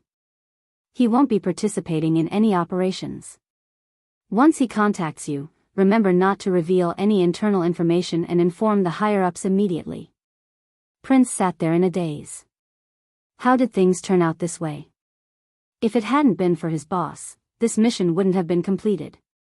However, the result was that the boss had been defeated. Not only had he been fired, but he had also been treated as a dangerous person. Why? For the first time, as a soldier, Prince didn't say anything. The commander also knew that it would be difficult for the people sitting here to accept it for a while, so he explained the reason to them. He has received a very serious psychological suggestion. He is now completely different from before. The behavior he is displaying is very dangerous. If you have any news, you can send him to a specialized treatment place to undergo a new psychological construction. He is the best psychologist in our country, the military doctor said. General, who do you intend to get to help him with his psychological treatment? The commanding officer paused. If we can't do it domestically, we can do it overseas. I understand. The military doctor smiled. There wasn't a hint of warmth on his face. The commanding officer could sense the rebellious attitude of his soldiers. After all, they weren't his soldiers and they had just made a contribution. It wouldn't be good for him to discipline them. It would be better to leave it to General Qin. In reality, the commanding officer didn't understand. This time, it was useless to leave it to anyone. The military doctor, Hunter, Wolf, Magician, and Fatty were all people who had been through it once. Now, it was the second time. Fortunately, when their boss had woken up, he had only lost a portion of his memory. He hadn't been mentally stable, but it hadn't been like this time. It's good that he left. The military doctor suddenly spoke after a moment of silence. If our boss is with that person, it would be much better than him being sent to a treatment center. A person like boss. How could he let those treatment centers restrain him and strip away his noble and proud character? That was what was really good for him. Prince knew that it wasn't a problem for the military to make such a decision based on the bigger picture. However, he still couldn't control his heart. He rubbed his head with all his might and buried his face in his hands. He finally understood why these people like to follow the devil so much. A few times, if it wasn't for boss's presence, they had been exposed long ago. No matter what that person encountered, he still wanted to complete the mission. However, he had saved so many people. But no one knew. In the end, he was even abandoned. At the thought of this, Prince ruffled his hair a few more times. Even if boss contacts me, I won't tell anyone his location. Fatty opened his mouth and said loudly, as long as he doesn't kill anyone, no matter what he becomes, he will always be my captain.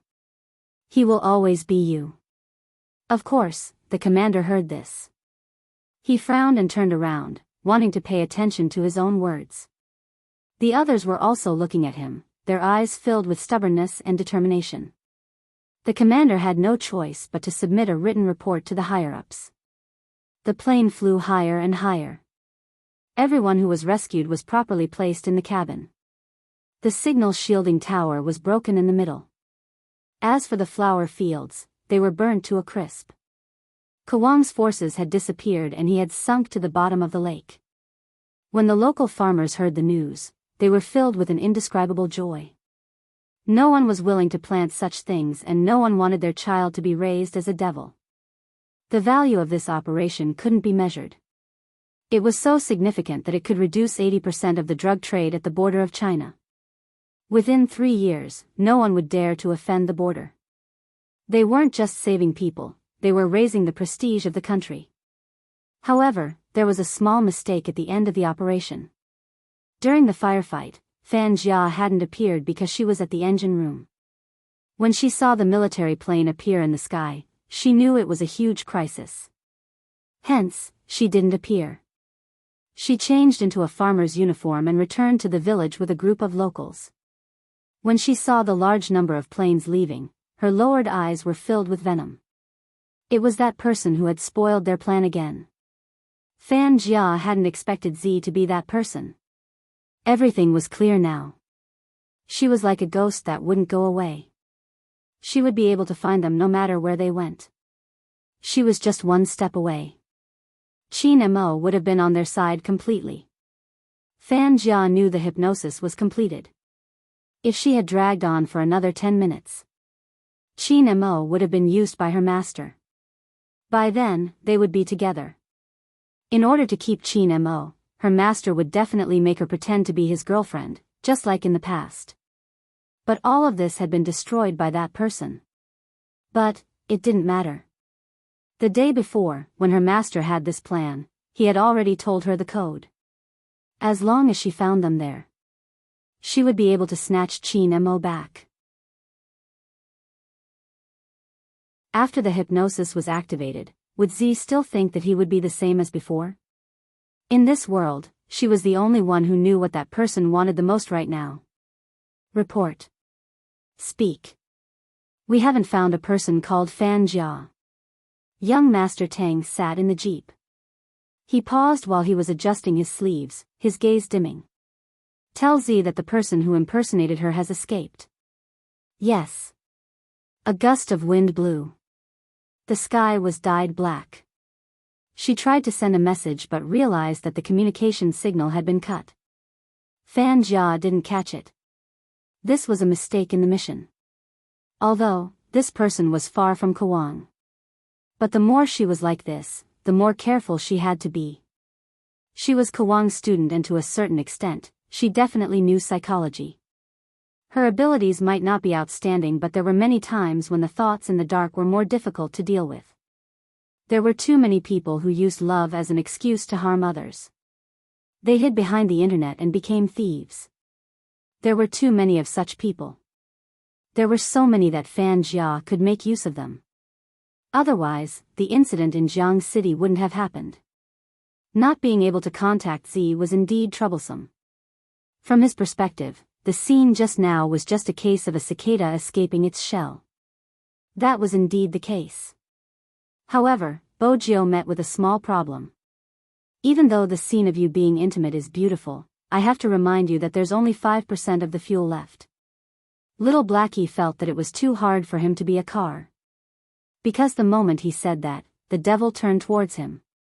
His gaze seemed to be saying that he was redundant. His gaze seemed to be saying that he was redundant. Little Blackie shook his rearview mirror.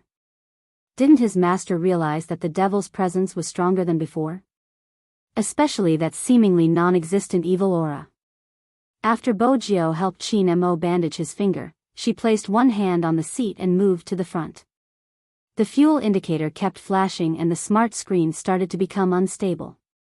She moved her finger a few times on it. How long can it last? 20 minutes, after 20 minutes, I will become a pile of scrap metal. Little Blackie felt that life was hopeless. He was afraid that he would be the first sports car to drown. 20 minutes wasn't enough to reach anywhere. Since she couldn't leave. She might as well find the nearest place to rest. Bojio's thoughts changed. She switched from automatic mode to manual mode and rushed towards the shore. Prepare to change form. Land form is in place. There was a loud splash. The moment the water bird soared into the sky, the black Lamborghini jumped out of its slumber. The water flowed over the glass, and the sound of splashing water made the surroundings livelier. But Bojio didn't stop. This was mostly an uninhabited area. But if she remembered correctly, there was a transfer station not far in the middle. It used to be used by the military and had long been abandoned. She could go there to get some fuel. Activate navigation. Bojio turned the back of the car as she spoke. Her actions were very suave. The car was fast but stable. Moreover, the temperature in the car was moderate. Chin Mo sat in the back seat, deep in thought. His eyes darkened with the night sky. The water on his body hadn't dried yet. His lips were burning. Chin Mo frowned. He probably knew what was wrong with him. Actually, his body temperature had been high from the start. But he had been in the water and he couldn't show any weakness at this moment. Even if he was an idiot. But no one really knew what she was thinking. Chin Mo closed his eyes, intending to take a break. He didn't expect the person who was driving to stop the car. His body was half suspended, and he reached out a hand to place his palm on Chin Mo's forehead. It wasn't an illusion, you have a fever. The coldness on his forehead made Chin Mo feel much better, but he didn't admit it. Instead, he smiled. It's just that my body temperature is slightly high. Bojio looked into his eyes. She leaned forward and tore his clothes. Chin Mo arched a brow. I didn't expect my sugar daddy to be so proactive. Bojio didn't reply. She tore his shirt and threw it out of the car window. There wasn't anyone here anyway. Without his shirt to cover him, Chin Mo's entire body was exuding a devilish aura. Do you need my help? Chin Mo held her hand. Bojio glanced down. I don't really need it, I just removed my clothes. That's a pity, I thought you would do something to me. Chin Mo noticed that this guy seemed to be in a bad mood. He didn't know why his chest felt a little tight. His body temperature must have been too high, affecting his bodily functions. While thinking like this, the young man leaned forward and kissed the corner of his eye. He suddenly smiled. When you're better, I'll do something to you. Chin Mo paused. This guy was indeed an idiot. His fingers changed and he wrapped them around her waist, burying his face into the other party's slender neck. His voice was still indifferent. I do have a headache, so I'll have to trouble my sugar daddy. All right. Bojio reached out and hugged him back. In that instant, Chin Mo seemed to see a tail wagging behind this guy, the kind with 2 ears on his head. Surprisingly, it made people want to laugh.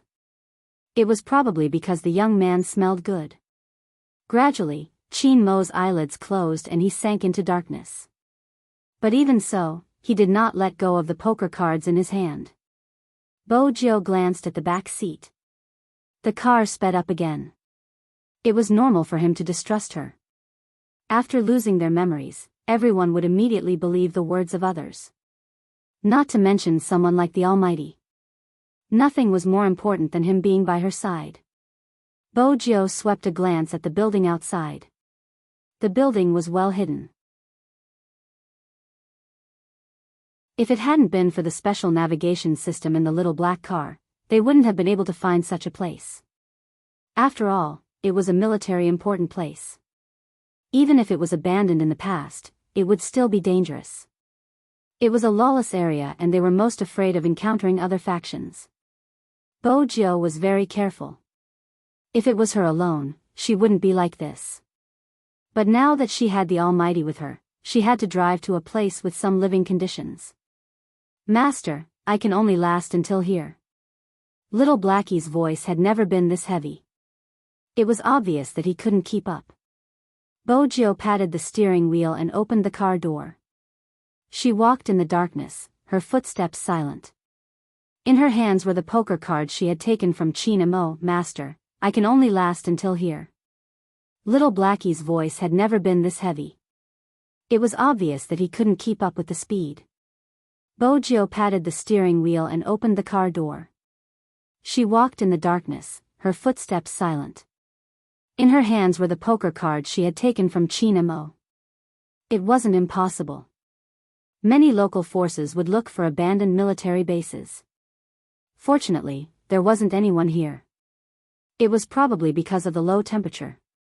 After observing for 5 minutes, Bojio lost her senses from the cold. After confirming it was safe, Bojio held onto the tree branch with one hand and jumped down. It was a military important place in the past, so it was easy to find fuel. There were a lot of abandoned military vehicles there. Bojio slid down and checked the fuel tank. Then she took something over to make it easier for her to collect the fuel. She then thought of a way to open the fuel tank. There wasn't any other danger. It was just too cold. Bojio started shivering when she got the fuel. When she reached the Lamborghini, her lips turned pale. Fortunately, there was a heater in the car. Once the fuel tank was full, the smart system automatically adjusted the temperature to the highest. At this moment, Bojio felt her fingers go numb. She shook them and felt better. She wanted to test the Almighty's temperature again.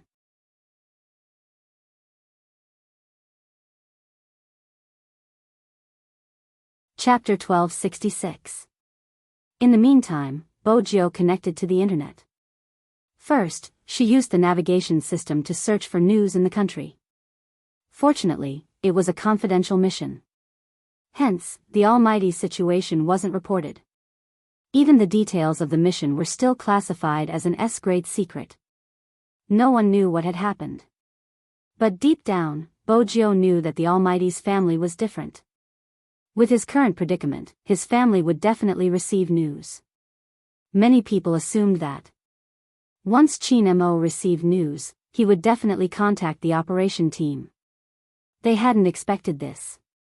The first person to receive Chin Mo's message was Movie Queenan. The call was from Bojio. It was snowing heavily overseas. When Movie Queenan received the call, she was on her way to the airport. Her assistant was worried that she would be cold, so she hurriedly placed a coat over her. Everyone knew that Movie Queenan wasn't in her best condition that day. Hence, she hadn't been filming. They also knew that she had booked a plane ticket to fly back to China.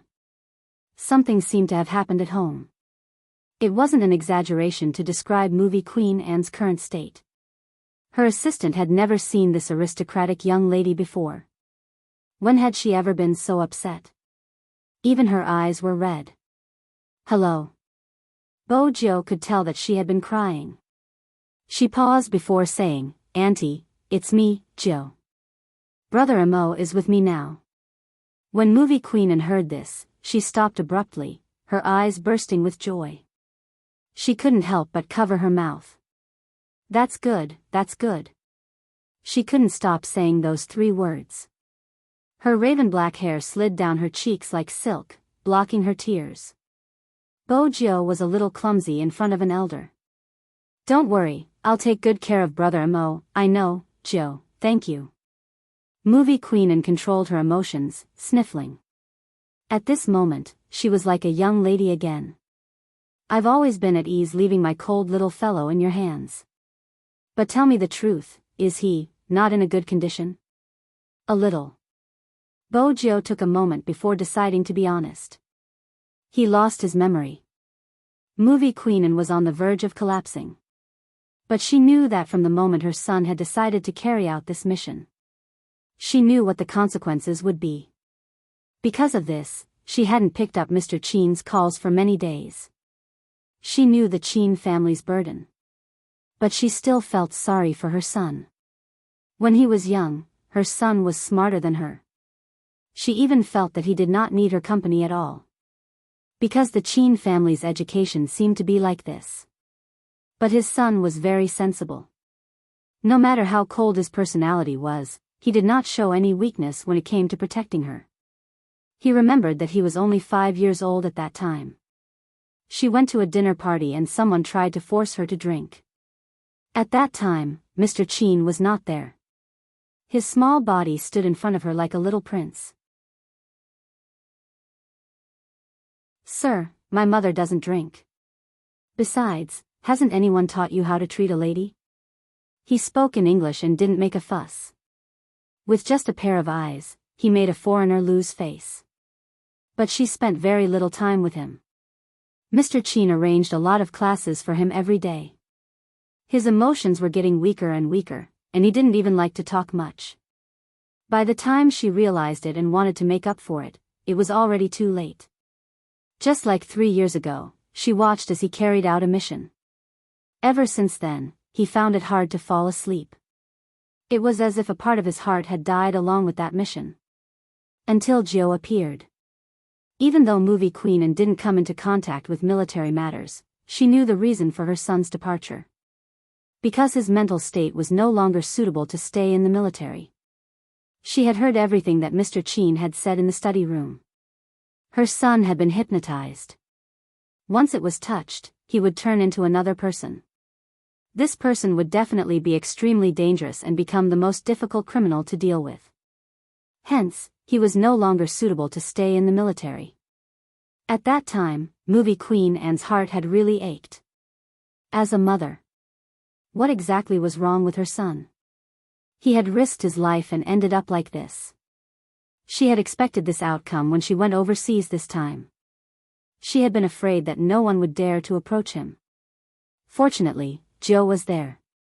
Movie queen Anne held onto the escalator and inhaled deeply. But she still couldn't make a sound. In the end, she steadied her breath and said, "Even if you are a boy, Joe, you have to stay by his side because you are the only one he has." That was a mother's request from the bottom of her heart. But Joe's hand paused. She had assumed that movie queen Anne would have found out about her identity. Now that she thought about it, it might have been because of the filming. She had seen movie queen Anne state during filming. She wouldn't pick up any calls and would only head back to the Anne family's house. Most of the time, she would go to get her clothes. Besides, the news within the country wouldn't be immediately synchronized with the international news. Besides, she wasn't a big shot.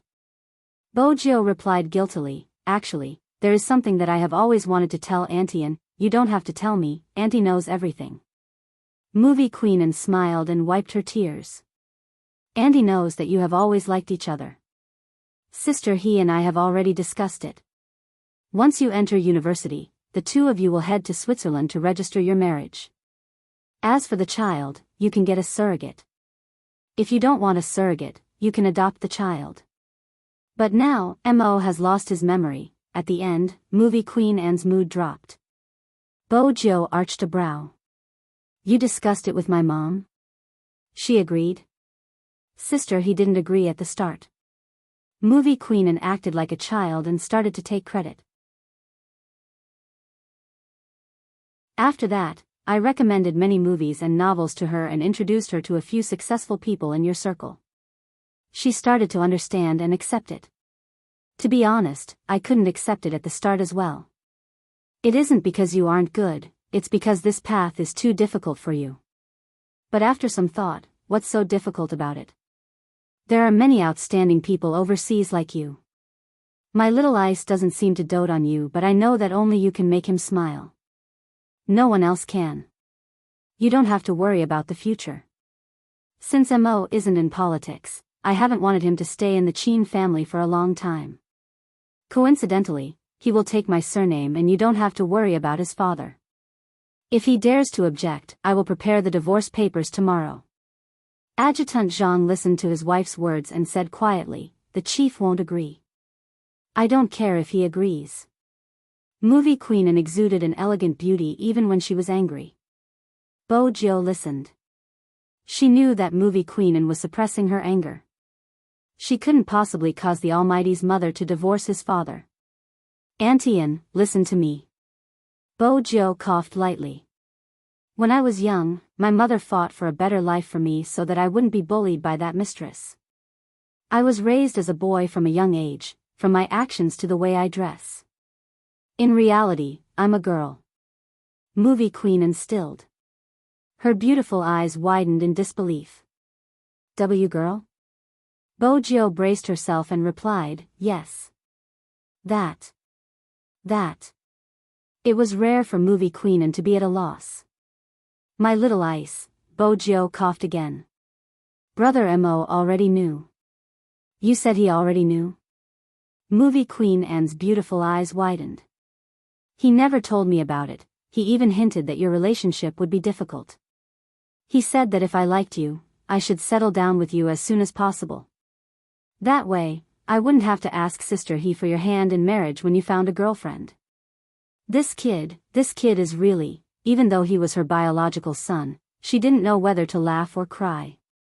But the only person who could make her son so childish, to the point of resorting to such underhanded methods, was this kid.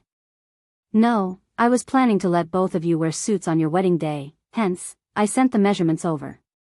Now, I'm going to change it into a wedding gown, yes, change it into a wedding gown. I'll contact Robert later. Joe, what kind of wedding gown do you like? Is it Chinese or Western? Bojo hadn't expected the topic to develop in this direction. However, she had never been a shy person. Anything is fine, once Brother Mo and I return and after the Asian Cup, we'll get married. Movie Queen smiled, her eyes filled with gratitude. All right.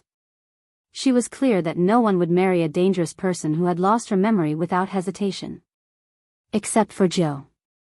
Perhaps she understood why her little ice was so fixated on Joe. She had never been like this before. Anyone would have softened their heart. They would never accept another person. But the fact that Joe was a girl made Movie Queen overjoyed, her face filled with excitement. She didn't want to return to the country and immediately called the designer. Deputy Zhang was still thinking about how to explain to his boss. On the other hand, it wasn't easy to find an inn in the MT area since it was such a place. Fortunately, Bojo was lucky and she could speak the local language, so she managed to find a small inn. But there weren't any good accommodations here. There definitely weren't any double standards, the hot water wasn't too hot and the bed was extremely narrow, but it was enough for 2 people. Other than a wooden chair, there weren't any other facilities in the room. Chin Mo woke up in the middle, turning his head to look, his arm resting on someone's shoulder. She continued, you probably haven't stayed in such a place before, but it's good that the bed is small, you can hug it to sleep. Her intentions were too obvious, she was still acting like a sugar daddy. How could there be such a sugar daddy in this world? Even Chin Mo didn't notice the smile on his face. Then he shut his eyes, his entire body turning cold. It was probably because of the nap in the car, his stamina was starting to recover. Bojo watched the person sitting on the chair, heading down to get a pot of hot water before pouring it into a cup, using a cotton swab to moisten Chin Mo's lips. Chin Mo knew what she was doing, but he didn't know how far she would go. She didn't even touch his lips 3 times. Her voice rang in his ears again. It's too troublesome, we've already kissed many times. Chin Mo listened without a change in expression. Before he could react, a softness was imprinted on his lips.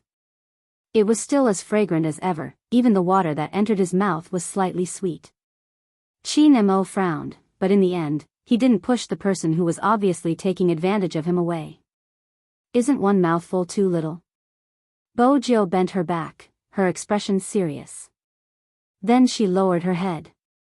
Just like that, Chin Mo was kissed 3 times. On the 4th time, Bojo realized a problem, deciding to remove his pants as well. Otherwise, she wouldn't be able to get on the bed. But she leaned over, the moment she moved her belt, her eyes opened slowly. That pair of closed eyes slowly opened. They were very deep, and even his voice was a little hoarse. What do you want to do to me? MMH? Before Bojo could reply, Chin Mo flipped his hand. Chin Mo flipped his hand and pinned her onto the floor with his bare upper body. His breath was hot. Your clothes are wetter than mine. Do you want me to help you take them off? Chin Mo's left hand had already reached into her shirt, touching the skin that made him comfortable. His thin lips lifted slightly. You can take the chance to tell me how we interacted in the past. She wasn't sure if it was because of his hot breath or Chin Mo's actions, but her body started to heat up.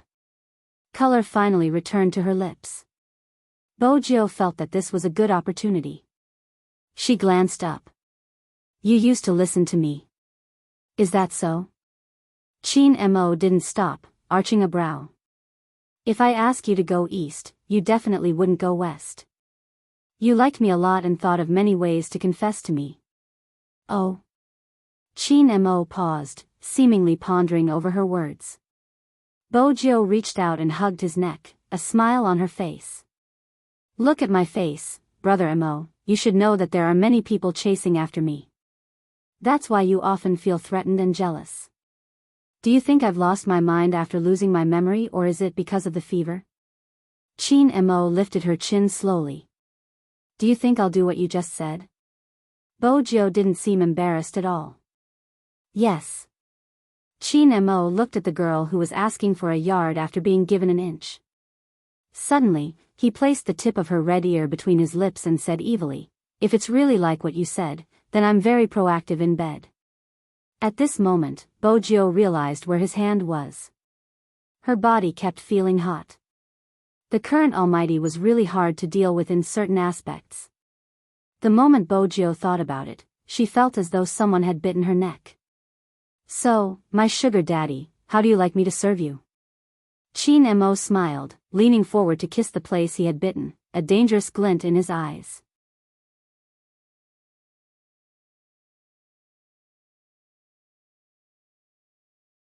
Chapter 1267. Her head started to spin and even her breathing was hot. She wasn't sure if it was because of the hypnosis. The Almighty's most unscrupulous side burst forth. Even the way he kissed had changed a lot. It was evil and cold. Indeed, it was unstoppable. The numbness from her neck didn't allow her time to think. The slight itch was accompanied by a slight pain. It felt as though she was being embraced by a vampire. It was written in a book. The moment he kissed my neck, everything seemed to disappear. Only that wonderful comfort was left, making her drown in it. She could smell the scent on his body, the sweetness that made her sink deeper. You will never forget the scenery you saw at that time. It was like a falling meteor, her entire body yearning for more. Bojo reached out and hugged Chin Mo. Her slender neck stretched out, like a pure maiden sacrificing herself to the devil. Chin Mo's gaze darkened, his thin lips inching closer. Just as he was about to take another step, he realized that her face was unusually red. Her body temperature was higher than his. And why was there a wound on her hand? It seemed to have been cut by a metal wire and there was even blood. Had it been when she had gotten out of the car to look for oil? She was indeed an idiot. They had already reached this stage. She had actually driven all the way. Chin Mo couldn't describe his feelings. His pupils constricted slightly. There seemed to be something slowly overflowing from his chest. It was a little stuffy but not completely stuffy. But it was very hot, as though it was coming from inside her body. Especially when her breathing was so close to him, including her heartbeat that wouldn't lie. All these things added together made it hard for him to continue his original actions. He wanted to play with her fiercely before leaving. After all, he didn't believe a single word that came out of her mouth. For example, her sugar daddy. Chin Mo's fingers brushed past her face, his voice low. Get up. MMH? Bojo's head was still heavy, she couldn't understand what he was saying. Was he angry? Why was there a smile on his lips but there wasn't any warmth in his eyes? Chin Mo looked at her, bent down, and carried her horizontally. He strode into the bathroom and tore off her top in a few moves. It was too sudden, Bojo couldn't block in time. Under the light, it was an alluring expanse of snow white. Whether it was the collarbone or the shoulders, it was a symbol of a young girl's height. They were so beautiful that people couldn't take their eyes off them. Chin Mo's eyes dimmed slightly when he saw this scene. Even his fingers paused for a moment. He seemed to be enduring something. Swoosh. He pulled out a towel and wrapped her up. However, that person was still smiling. Brother Mo, what's wrong? Chin Mo tilted his head and pinched her chin. Don't you know you have a fever? Bojo paused, her expression a little dazed. Indeed, she hadn't noticed that her body temperature had risen. She muttered to herself, no wonder I started to feel dizzy. When Chin Mo heard her words, he didn't know why, but he suddenly couldn't maintain his current face. He had originally planned to use this appearance to get closer to her and achieve his goal.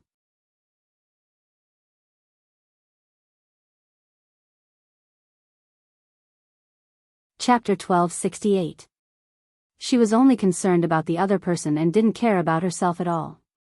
Chin Mo didn't like her behavior, and even more so, he didn't like her affecting his emotions. Bojo glanced at him, suddenly understanding his actions. She reached out and hugged his waist, smiling faintly. Brother Mo, you're concerned about me. Chin Mo's gaze froze. He couldn't turn his head away and scoffed. He pinched her hair between his fingers and said flirtatiously, aren't you my sugar daddy? Of course I have to care. Otherwise, who would give me money to spend? You seem rather familiar with your position. Bojo coughed as she spoke, the smile on her face never fading. Chin Mo frowned. What's wrong with your body? It wouldn't be like this if it was just a fever. Asthma. Bojo was indeed having trouble breathing. Chin Mo watched her, an inexplicable sense of irritation in his chest. Regardless of his motive for being by her side, he didn't like to see his plaything in such a state. You can't breathe? A little. It wasn't too serious. Bojo was aware of her body condition. Chin Mo held onto her waist, lifting her upwards. Let's change the way you breathe. Before Bojo could finish her sentence, he lowered his head and kissed her. The minty breath seemed to be able to lower her body temperature. The air in her mouth was so fresh it made her yearn for it. Kissing was an addictive thing. Especially when it was with the Almighty. Her breathing wasn't unbearable anymore. Just a little more and he would kiss her again, his fingers caressing her ears. Gently, as though he was treating a pet. Her heart was beating erratically. That seemed to be the most beautiful part. When the kiss ended, he pressed his forehead against hers, his breathing unstable, his gaze deep. It's sweet and satisfying. What did he mean by sweet and satisfying? In the past, the Almighty would never say that. Bojo's face heated up, the discomfort from her illness alleviated. But at this moment, she realized she was completely naked. Even though she was wrapped in a fur-colored bath towel, it was just a thin layer. It wasn't useful at all. The Almighty's chest was right in front of her. The lines were clear, as if they had been carved out. When he stood up, the mermaid lines were even more obvious. But his hands just hugged her, his fingers caressing her softness, and his eyes were filled with vampire-like wickedness. Yes, and very smooth. The numbness brought about by the skin contact made her legs lose some of their original strength. In the past, Bojo had never known that getting close to someone like this would be unbearable. But now that she was in his arms, just by looking at her, her heart would beat very fast, and every movement would cause a wave of numbness. Because this was none other than her pet. You used to call me an idiot when we were young. Chin Mo arched a brow. Oh. Bojo replied, at that time, I really wanted to buy you. I even smashed the piggy bank that I had saved for a long time just to get my hands on you. I even asked you how much a kilo was worth. Chin Mo smirked. Are you an idiot? Do you think people are sold by weight? When Bojo heard this, she paused, breaking into a smile. The exquisite little boy in her memory frowned like a prince. Little Bojo, are you an idiot? Do you think people are sold by weight? It was the same, even if she had lost her memory.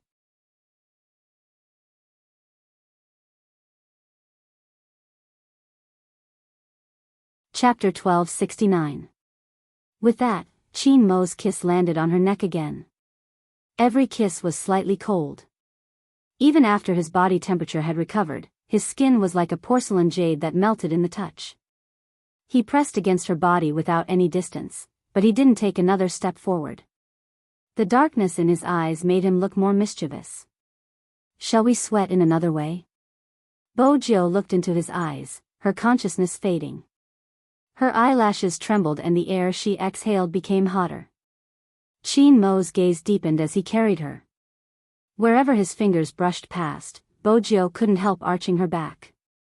It was as he had said, just a sweat. Hence, he didn't take any further actions. After making her blush, he would only chuckle in her ear and lick her lips lightly. Gradually, drowsiness overtook her. Bojo tilted her head and closed her eyes slowly. Chin Mo looked at the person who had fallen asleep in his arms, his gaze deepening. Forget it. He wasn't in a hurry to leave. It didn't matter where he went. He could leave when he was no longer interested. My sugar daddy, how long will you keep me interested? Chin Mo laughed, his fingers still playing with the youngster's black hair, his lips curving into a devilish smile. She wasn't without merits. At least this guy smelled good. The feeling in his arms was good too, her entire body was warm. It was completely different from the coldness on his body. Chin Mo raised a brow, placing his chin on the youngster's head. He held her with one hand and observed her in his arms. She was so sick that she shouldn't be aggressive anymore. But Chin Mo knew that this wasn't her original self. Because no one would dare to confront more than 10 speedboats like that. She lit a lighter and blew things up as she pleased. Even her posture looked good. It was rare to see such a well-behaved person. Indeed, at this moment, Bojo was very well-behaved. She looked like a little prince when she was quiet. Even her pure black hair hung down, covering her ears and eyes. Only the porcelain white curve of her chin could be seen. Chin Mo looked at her for a moment, tilting his head and kissing the top of her head. After this action, Chin Mo froze. Then he frowned, a faint coldness in his eyes. No one knew what he was thinking. The night sky outside the window gradually surged. Because it had never been polluted, the starry sky outside was very beautiful. It's easy to fall asleep. Especially when he was carrying someone in his arms. He didn't feel cold. In the latter half of the night, the temperature of the person in his arms increased. It was so high that Chin Mo, who had fallen asleep, suddenly opened his eyes. Without any unnecessary movements, his first reaction was to place his hand on her forehead. When he felt the scalding heat, he turned to look at Bojo. His eyes darkened even more. He got up from the bed and walked out of the room half naked without even putting on a jacket. The sky is dark now. The boss was a local, and he was drinking downstairs. He probably had an appointment with a few of his friends, so he hadn't left yet. Chin Mo didn't stop and walked over. Do you have alcohol here? The boss glanced at Chin Mo but didn't reply. He continued to drink his wine, talking and laughing. Just as he was about to lean forward and put a peanut in his mouth, there was a swoosh sound. A poker card stabbed into the back of his hand. Blood flowed out instantly. Even though it wasn't a lot, the boss's entire face changed from the pain. The person sitting opposite him stood up abruptly, probably wanting to hit Chin Mo's head. But the moment he raised the bottle, his wrist was grabbed. It was just a little force. Bang! He fell straight onto the ground. The expressions of the three people changed. Especially the boss, he looked at his hand, his gaze wavering. Chin Mo held onto the handle of the chair, his lips curling up slightly. His voice rang beside the boss's ear like an elegant devil. Do you have alcohol here? Yes, yes, yes. The boss held onto his hand. I'll get it for you now. Chin Mo smiled in satisfaction. Thank you. The boss trembled when he heard the two words. This man was really scary. Originally, the boss didn't take them seriously because they weren't locals. But now, he didn't dare to neglect them anymore. This devil-like man didn't look like the weak and frail person he had when he was leaning on the youngster. Even though he was smiling, it sent chills down one's spine. They subconsciously obeyed his orders. Besides the alcohol, Chin Mo also brought a basin of hot water upstairs. Before he left, he said, "There's someone up there who's sick. He needs to rest and recuperate, so it's better not to make any unnecessary movements." The boss was startled. He hurriedly replied, "Yes." The pain on the back of his hand made him lose all his temper. The only person who wasn't injured came over. Who exactly is that person? He looks rather refined. How could he injure someone with poker cards? How would I know? If he knew, would he dare to be so reckless? Chin Mo brought the basin of hot water into the room. The door was locked with a long leg.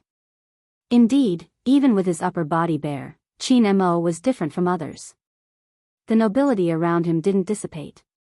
But because of the difference in his eyes, there was a hint of darkness mixed in. He glanced at Bojo, who was lying on the bed. He took a towel, dipped it in the hot water, and placed it on her fair forehead. The thermometers here weren't clean. Even if the boss had one, Chin Mo didn't take it. For some reason, he had taken a candy from the snack counter at the front desk. At that time, he had been bored waiting for the hot water and had played with it in his hands. Now, he opened the packaging and used the end of the candy to touch the youngster's lips. Chin Mo didn't see any reaction from her. He leaned over and used his lips to pry open her lips. Then he pulled away, allowing her to bite the candy in his hands. She probably tasted the sweetness in her mouth. The youngster's thin lips moved. Her brows weren't frowning as badly as before. Chin Mo realized that he didn't like her unhappy expression. Since he had found a toy, the more exquisite it was, the better. Chin Mo reached out and took her hand. He dipped a cotton swab in alcohol and smeared it inch by inch on her joints. It wasn't just her hands, but her knees, her collarbone, her lower abdomen. Bojo, whose entire body was burning uncomfortably, couldn't sleep well. When she felt the comforting coolness, she couldn't help opening her eyes. The first thing she saw was the handsome and fair side profile under the light. His head was lowered, and she was the only one in his eyes. Coincidentally, it brushed against her long legs. It would have been better if she hadn't woken up. Once she woke up, all her senses returned. Waves of numbness and that pair of deep eyes. Her body seemed to have turned into a pool of water, scattering softly on the ground. Even her eyes were wet. Chin Mo looked at the youngster's flushed face and watery eyes. His hand paused. Maintaining that position, he leaned forward and planted a kiss on her collarbone. It was obviously different from before. His fingers were still in their original position. He slid down. The softness in his hand and the warmth of the jade on his body made his breathing unstable. But he still held it in. Even though it was a strange way of holding it in. But as a criminal psychologist, how could he lay his hands on his own toy? Since it was a toy, he could play with it or abandon it, but he couldn't do it to the end. Chin Mo paused at the last moment. He watched her glowing mole and smiled slowly. "My sugar daddy, you really can captivate me if you aren't careful." Bojo realized that he wasn't really willing to touch her. But her body was too cold and so was her consciousness. As she floated up and down, she closed her eyes again. After some time, she seemed to be pulled into someone's embrace. He could vaguely hear a voice ringing in his ears. It sounded a little arrogant. "It's already like this, why hasn't the temperature dropped? My sugar daddy, you better get better. This is the first time I've served someone like this." Bojo wanted to laugh when she heard that. Who would force someone to lower their fever? Besides, the Almighty, you're actually talking about me, right? For some reason, Bojo felt that the Almighty's tone was extremely similar to when they were young. It was probably because it was too comfortable to be hugged. At 3 in the morning, Bojio felt her back breaking out in sweat. Her long legs rubbed against the wall, but she didn't move. He pressed her down. What's wrong? Hot. Bojio wanted to pull the blanket away when she said this. Chin Mo wrapped her up, preventing her from moving. He only said one word. Sleep. But it was still hot. Bojio could only think of a way to absorb the coldness from his body. Chin Mo glanced at the person whose face was pressed against his chest. His eyes darkened and his fingers tightened. The entire night passed like this. When she finally quietened down, the hair on her forehead was drenched in sweat and stuck to her face. Chin Mo raised a brow. He felt the temperature on her forehead again. It wasn't as hot as before. Very good. He didn't want his toy to look so sickly. At around 4:30 p.m. Bojio was in a deep sleep. When she woke up, the sky was already bright. The sunlight shone through the window, splashing onto her face. When she turned her head, she saw the most intoxicating sleeping face in the world. Every time the Almighty fell asleep, he would remind her of the word holy. Be it when she was young or when she grew up. Bojio's gaze moved downwards. She saw the hand that was wrapped around her waist. The bed was indeed narrow. The two of them had to lie on their sides to sleep. It was also because of this that they were so close to each other that his breath could follow his movements and hit her ear. Then, something caught her attention. The one hanging around his neck seemed to be from that time. The moment Bojio reached out, he held onto her wrist. He flipped over, his breath falling. His gaze was heavy and his voice was seductive and hoarse. It seems like my sugar daddy doesn't know that the man in the morning can't be provoked. The next moment, Bojio felt the kiss landing on her shoulder. It was dense, with a slight bite. It made her heart beat faster. Even her mind was blank. The temperature in the room continued to rise. Until there was water on her body. That was when Bojio realized that he had carried her to the bathroom. He was still kissing her. He seemed to like her reaction. His thin lips were lifted. He allowed her to lean on him after she lost all her strength. Other than kissing, they didn't do anything else. But the numbness from his fingers made Bojio tremble slightly. But, she didn't understand why he stopped. Especially after he held onto her waist forcefully, he bit her shoulder. Then, his breath faded and he pulled the towel over. Did we get along like this in the past? His black hair was still dripping. Drop by drop, it landed on her collarbone. Bojio was wrapped in the towel. She waited for the heat to dissipate. Chin Mo smiled, but his expression couldn't be seen. Is that so? Bojio felt that the Almighty shouldn't have such a reaction. Just as she was about to speak, he glanced up, a devilish glint in his eyes. So my sugar daddy likes this type. It's a pity your body doesn't allow it, otherwise. Chin Mo leaned forward, his teeth biting her ear.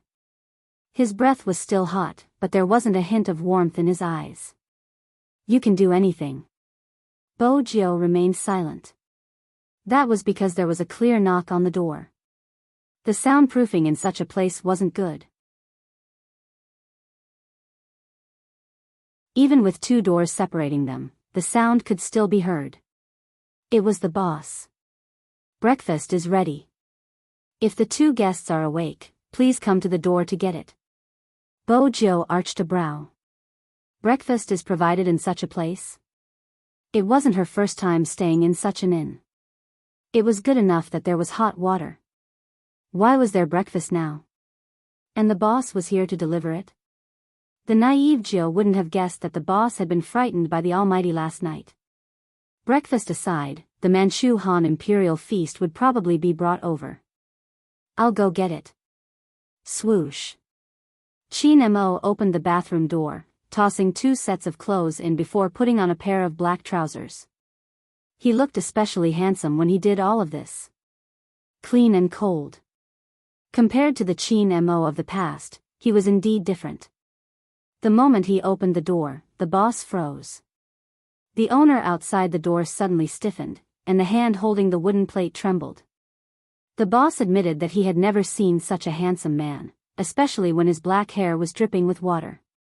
But that was why he resembled the devil in the comics. Especially his gaze, it was so cold it sent chills down her spine.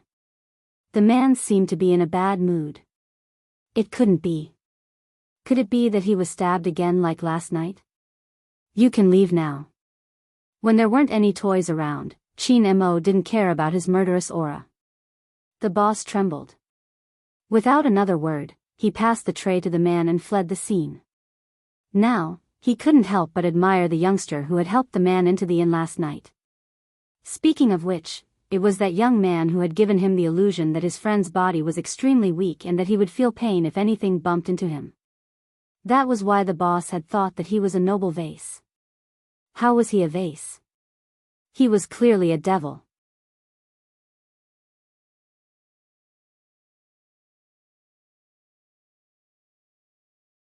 Chapter 1270.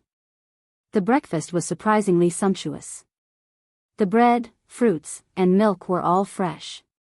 Bojio held on to the milk, watching the Almighty sitting in front of her. The conditions here didn't allow for a European-style dining table. It was just that the sunlight was too good. Even though one of them was standing and the other was sitting, the corners of their mouths were filled with sweetness as they ate. It was a simple life. It was probably because no one knew them here. Hence, there wasn't a need to disguise. It was the most natural state. Chin Mo leaned against the wall with his upper body bare. He stood casually, but because of his long legs, he looked extremely handsome. Coupled with his noble aura, it was a pleasure to look at him. Just looking at it was a pleasure. He tore open the bread, dipped it in jam, and fed it to a certain someone. A certain someone found it delicious. That was when he tried it. Bojio didn't seem to realize that she had become the Almighty's lab rat. She ate the bread in big mouthfuls, her cheeks puffed up. Eating was the happiest thing in the world. Chin Mo realized that no matter what this fellow fed her, she would find it delicious. Even Chin Mo didn't notice the smile on his face. Chin Mo, who had an average appetite, ate quite a bit. He found one of the benefits of this toy: it was easy to eat. With this eating method, the two of them finished their breakfast in 2 to 3 bites. After she finished the milk, she casually picked up the hairdryer and reached out to press down on the Almighty, who was about to stand up. Chin Mo arched a brow. Before he could say anything, he felt the hot air above his head. In addition, the youngster's fingers were fiddling with his hair. He didn't need to think to know what she was doing. He leaned against the wall, his line of sight able to see the loose sweater she was wearing. The fresh scent of a shower was even more obvious with the blowing of the hairdryer. He wasn't sure if it was because the sunlight was too good or because the strength was too moderate. When she moved her wrist, Chin Mo didn't push her away. A glint flashed past his eyes. Bojio wore a mischievous expression. It wasn't easy to see the Almighty being so obedient. Chin Mo wasn't suited for someone to rub his hair. He frowned, tilting his handsome face away. "Don't hide." Bojio pressed it back down and smiled. "You used to love me drying your hair. You would run over every time you washed your hair." Hearing this, Chin Mo's eyes darkened. He wasn't happy, but he didn't show any signs of anger. However, he didn't like to hear her talk about the past. That would make him feel like he had no sense of existence now. Next, Chin Mo moved. He reached out and pulled her hand over, planting a kiss on her fingertips. Just like that, they seemed to be touching. His entire body was bewitching. "My sugar daddy is really capable." With that, Chin Mo stood up, grabbed the blowtorch, and threw it into the bathroom. He didn't seem to care if it was damaged. "It's getting late, let's not waste time on such trivial matters. I'm curious about what kind of person I was in the past. If I go to a place I'm familiar with, I should be able to regain some of my memories. I'm very interested in the Jiang city you mentioned." Bojio noticed the coldness in his eyes, but he didn't seem to be fazed by it. To be exact, he was very interested in how they used to interact in the past. Qin Mo's eyes turned red, carrying a hint of danger.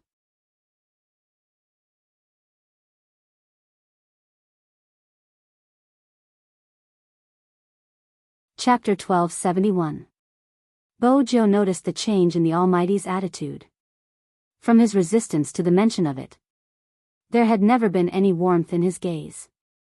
But she didn't expose him. As long as the Almighty wanted to return to Jiang City, it didn't matter what his real motive was. There were less than 3 days left until the Asian Cup. She had checked the rules of the competition and the opponents she would encounter. Supreme Alliance needed the Almighty. It hadn't been easy for them to reach this stage. If they missed the championship again because they didn't leave on time, everyone would regret it for the rest of their lives. Compared to the new teams, Supreme Alliance wasn't young anymore. In the esports arena, there was never a lack of talented and young players. Most people wouldn't just say they liked a team, but they didn't really like one team. Great waves washing sand was the basic principle of this industry. Bo Jiu wasn't the only one who understood this. Yun Hu, Lin Feng, Rao Rong, these players who had been playing for a few years all understood. Especially Yin Wuyao. Even though he said that his age wasn't stable. But deep down, he knew that this wasn't his peak. After this battle, whether or not they could wait another year and continue on this path was unknown to everyone. They couldn't compare to the new teams. Those youngsters were still young and had unlimited possibilities. Hence, Bo Jiu tried her best to bring the Almighty back to Jiang City. She knew that was what he wanted. Even if he had forgotten about it. Actually, it didn't matter. She was helping him remember it. Compared to the ungoverned area, the bustling Jiang City had already started to advertise for the upcoming Asian Cup. Regardless of whether it was online or offline, anyone who played games knew that this year's Asian Cup would be held in Jiang City. The lights in the Qin Group's club were lit throughout the night. Yao Yao seemed to be living in the internet cafe. There was basically someone delivering food in the internet cafe. A set meal of rice with meat and vegetables for 10 yuan. There were many varieties such as shredded pork with chili sauce, shredded pork with garlic sauce, and stir-fry. At noon, there weren't many people. In the evening, almost all the people who came to stay overnight would order a serving at around 12 o'clock. In the past, Shui Yao Yao had never eaten dinner because she was on a diet. Now, to familiarize herself with the battlefield, she would play games twice as often as before. When they were hungry, they would ask the people in the internet cafe for a portion.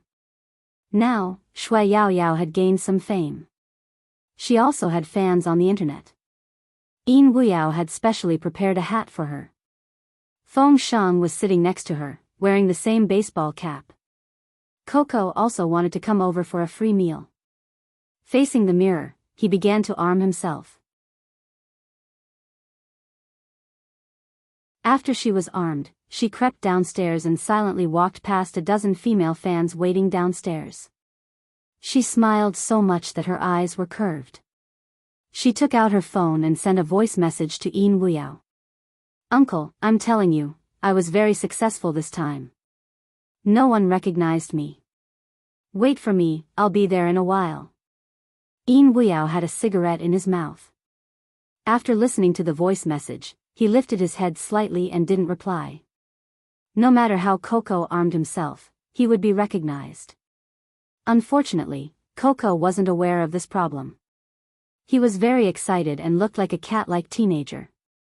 Even his eyes were covered, but he had a pair of furry ears on his head. After all, Christmas was coming. As a typical otaku, Coco was very curious about everything. He had used 20 minutes to shake off his assistant. He had even used the excuse of a cold to trick him into buying medicine for him so that he could go to the internet cafe at night. Coco rarely went out alone. He was a young master from abroad and he was an esports celebrity that Supreme Alliance had specially groomed. Hence, his trips were destined to be different from others. Every time he went out, he would be followed by a nanny car. This wasn't an exaggeration. His fans were young but they were very loyal. They would often wait downstairs and sometimes at the airport, although it wasn't on a large scale. But it was undeniable that it wasn't easy for Coco to go out. This time, Coco thought that he had finally shaken off his assistant and wanted to try taking the subway alone. He didn't know that his sneaky behavior had been captured by the people behind him. There were 3 girls covering their mouths and whispering, "Coco is so cute." He thought we couldn't tell who he was. He's so cute. Since someone had taken a photo, someone would definitely post it online. When Coco bought the subway card with his mask on, his eyes were very serious as he asked the ticket seller, "Do you know me?"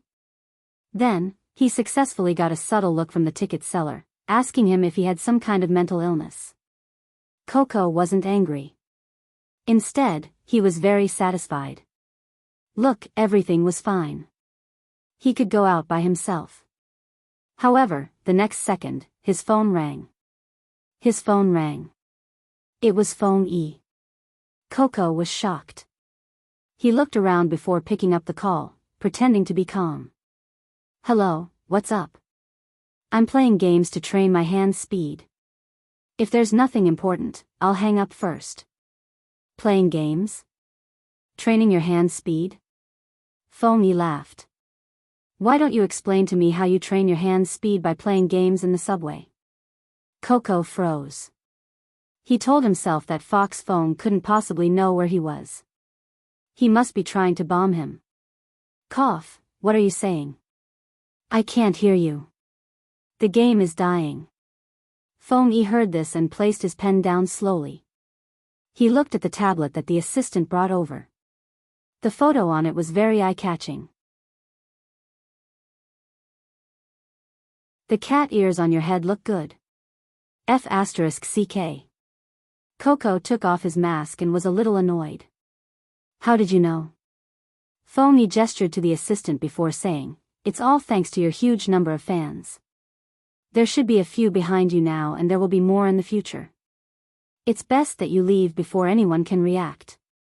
As for the place you want to go to, do you want to cause the internet cafe to close down? Stay where you are and don't move. The assistant will be there in a minute." Coco actually didn't understand. "Fox Phone, be honest, are you hiding something from us?" Otherwise, even in the past, he would occasionally come out for a breather. It wouldn't affect the overall situation. Phone E paused. "No." Coco wore his mask. "Who are you lying to? It's not like I don't go online. Those people are still scolding Little Spade, that's why you're worried about others." Phone E laughed. "Since you're clear, come back obediently." "Got it." Coco tilted his head, his eyes dimming. But, is it always going to be like this? Sometimes, he didn't understand the speculations the netizens had towards that person. Just because that person was a girl, all her previous efforts were denied. If it hadn't been for Big Spade, they wouldn't have been able to qualify and would have lost in the provincial team competition. How could they have a future? Big Spade had never done anything overboard. If she had really found a substitute player or done something immoral, he wouldn't forgive her. Because it was related to professionalism. But so what? Coco still believed that fans shouldn't be like this. But he knew that some people had used their love as an excuse to force Phone E to spare some time to manage. Some people's love was scarier than disgust. They used that word to blackmail you into thanking her. If you didn't thank them, they would think you didn't cherish your true fans. The comments online didn't die down. Sometimes, Coco's heart would turn cold. He had asked himself why he still wanted to play esports. There were thousands of reasons to tell him to give up. But there was one reason he couldn't let it go. His teammates were here. There were so many people holding up signs, supporting him. This was probably the question that every Supreme Alliance member would be thinking about in the middle of the night. But they didn't know. The matter online was one thing. What truly made Phone E feel helpless was that he had used his family's connections to obtain accurate information from the compound. Chin Mo was missing. And the higher-ups were trying to find him. There wasn't any specific content and the person who said it wasn't clear. Because anything related to Chin Mo was too confidential. Feng Yi put down the phone in his hand. How was he going to tell the players who were still waiting for Qin Mo's return that their captain wouldn't be coming back? Boss Feng. The assistant watched the vice president's expression worriedly. She had been in the club for so long but had never seen Feng Yi like this. Regardless of the time, he would never let people think Supreme Alliance was in danger. Even after the competition ended, he still had a fox-like smile on his face, moving freely in and out of the mall. But this time, he took off his glasses, probably because he was too tired. Even his voice was a little hoarse. Go and write the press release. Are we really going to do that? The assistant couldn't help but ask. Is there a possibility of a turnaround? Feng Yi glanced over, rubbing his brows, not saying a word. The assistant continued, actually, Boss Feng, I used to resent Big Spade too. After all, I couldn't understand why she wasn't afraid of anything, not even her fans. What right did she have to be like that? Later on, I understood that she didn't do anything wrong. Esports is just esports. If it wasn't for her, Supreme Alliance would forever be stuck in the provincial competition. It's us outsiders who think too much. If we like an idol, we should let that idol do as we want. This is a problem in itself. Feng Yi tilted his head, lighting a cigarette. It's too late. After going through that kind of thing, no one would come back. Many people said that the fans would be bitterly disappointed. Perhaps they didn't know. As an idol, they would be bitterly disappointed. But at this moment, a video suddenly appeared on Weibo. The media was shocked at the number of reposts. How could it be so high? It was about to become a hot topic. Feng Yi was still thinking about how to get Coco out of the whirlpool of public opinion without being used by others. He didn't notice the commotion on the internet. It was someone from the publicity department. He pushed open the meeting room door, panting heavily as he looked at Feng Yi. Boss Feng, Weibo, Weibo. Feng Yi's face changed, thinking that something had happened on Weibo. Everyone knew that Supreme Alliance was on the verge of collapse. Ever since the news of Spade Z being a girl was exposed, the internet hadn't calmed down. If it happened again. Even Feng Yi wasn't sure if they would lose the Asian Cup before the competition even started. Boss Feng, here. The person in charge of the operations took a laptop, clicking on one of the Weibo posts. The post was written like this. Do you still remember the brothers who used to play together in the dormitory? Do you still remember the crystal that you pushed away together? Do you still remember the days when you turned around and clapped with that person, shouting, double kill, instant noodles flying everywhere? Do you still remember the team that you loved the most, Supreme Alliance? After the two words Supreme Alliance landed, it was a video. The video was like a micro-movie, but it was as though it was happening right beside them. The first scene of the video was of a teacher, teaching ABCD on the stage. The second scene was of a computer programmer. The camera slid over to the hero icon on his computer screen. He was working overtime late at night, staring at the icon for a long time without opening it. The third scene was of a driver, his body leaning back, waiting for the traffic light. He heard a middle school student beside him talking. Did you know that this year's Asian Cup will be held in Jiang City? Supreme Alliance will be competing. The driver's fingers paused, only starting the car after 3 seconds. The fourth scene was of a person working on a video, but he couldn't do it well. He was obviously being scolded, turning his head to smoke. Brotherly, buy me a bottle of water. Someone ordered him. He didn't move. The person saw him looking at his computer, arching a brow. Brotherly, do you know how to play games? Nope. However, the next moment, he lifted his head to see a video. Almost at the same time, the other three were watching the video from different places. It was a video of Supreme Alliance competing in the National League. 11 of them, lined up, their uniforms fluttering in the wind. When you dream in the middle of the night, do you still remember the path you took when you were young, the people you loved, the games you played? In 2018, we will wait for you here, Supreme Alliance. In that instant, the gazes of the four of them changed. The scene returned to a year ago, when they were sitting in the dormitory, each of them wearing headphones, throwing peanuts at each other. Buses, high-speed trains, taxis. The background music started. It was the song Spade Z had hummed during the filming of the variety show. You and I come from small villages in Hubei, Sichuan, Guangxi, Ningxia, Hunan, Shandong, Guizhou, and Yunnan. We once swore to be great people, but one day in Beijing, Shanghai, Guangzhou, Shenzhen, we suddenly woke up in the middle of the night, as though we were woken up by fate. It said that we can't live like this. It said that we can't live like this for the rest of our lives. Swoosh. The scene changed. The four of them gathered in Jiang City.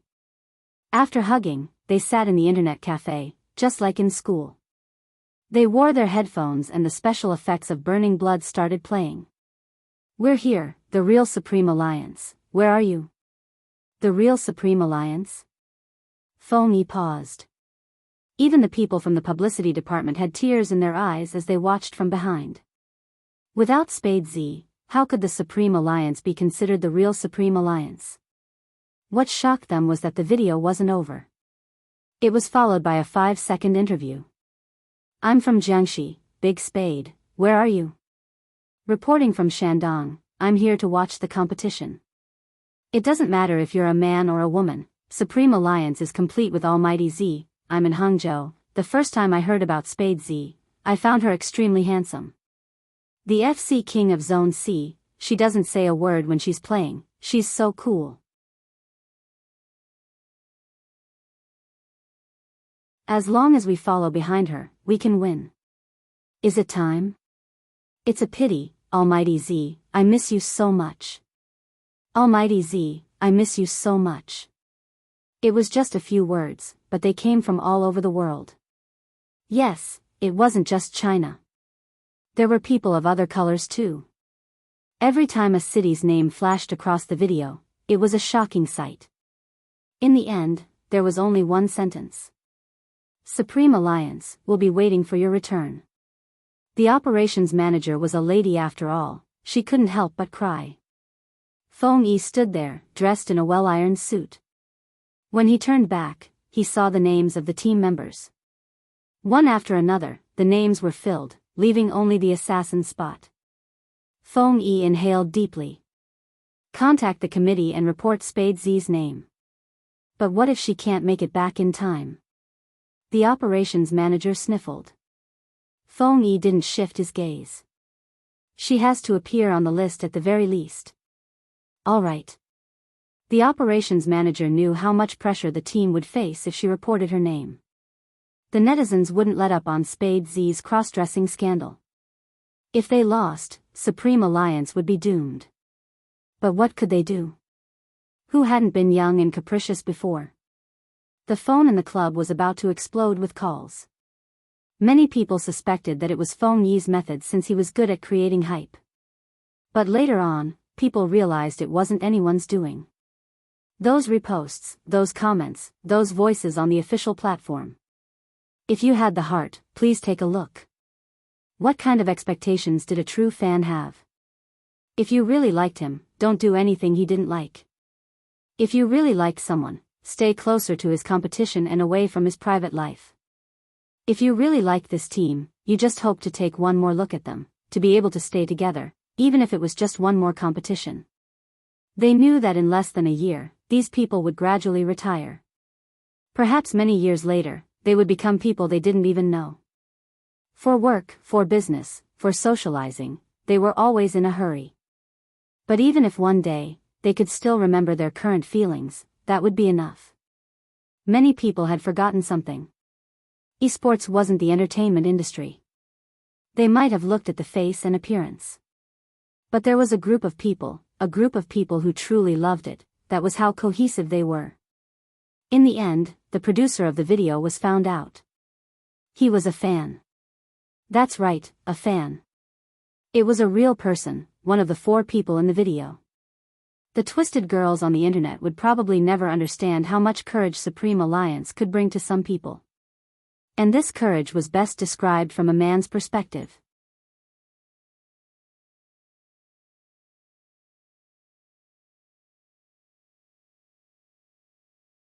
Chapter 1272. Have you ever felt that way? His throat tightened, not because he was upset but because he was touched. Whether it was an ordinary person or a member of the esports arena, they all had the same reaction when they saw the video. Lin Feng wore a sweater, standing in front of a store, watching the video on the screen, a cup of coffee in his hand. If little Spade knew there were so many people waiting for her, I wonder if she would come back. Yunhu stood behind him, both hands in the pockets of his trench coat, glancing over. Lin Feng frowned, muttering, I wonder where that fellow went, I can't contact him at all. Compared to Lin Feng, Yunhu had always thought deeper. In his heart, the youngster wasn't simple. Since he couldn't contact him, there must be something else. It's 5, if we don't leave now, there will be many people in the supermarket. That was right. The two of them came out to shop. Lin Feng didn't know who was his mother's biological son. Ever since Yunhu came back, he had been fed with all sorts of soup and water. She had even said that they were going to compete and that he had to nourish himself. It had been 3 consecutive days. Every day, she would send Lin Feng out to buy bones to make soup. As an esports almighty, he had become a professional at fighting for bones with the aunties in the supermarket. Today, his mother wasn't too much, saying that Yunhu would drive over and they could buy a new pot together. At the start, Lin Feng had been rather happy, but after coming out, it wasn't the same. He felt that it was a little awkward for the two of them to shop together. Moreover, they bought fruits and vegetables, an area that men rarely came to. Yunhu was calm, pushing a shopping cart, his long legs walking in front. He wore a beige double-breasted trench coat, making him look gentler than usual. Lin Feng was afraid someone would recognize them and take photos of them together, hence, he wore a pure black mask. The mask was huge, but it didn't have the effect of keeping a low profile. Both of their figures and aura were there, even without their faces. They looked like they were in middle school. Walking in the fruits and vegetables area was indeed a little eye-catching. How could someone so handsome come to such an area? There were already a few girls who couldn't help looking over. Lin Feng still had the burden of being an idol. He rushed Yunhu as he walked. Hurry up. All right. Yunhu agreed, but his movements were still slow. He walked to Lin Feng's side and turned his body slightly. Do you want potatoes? Lin Feng nodded his head, his eyes darting back and forth. Who cares what it is? Leaving as soon as possible after buying it is the right thing to do. Yunhu glanced at him before glancing at the girls not far away. He turned his head and casually placed the packaged potatoes on Lin Feng's face. Weigh them. Ah. Oh, weigh me, weigh me. Lin Feng had never felt so guilty before.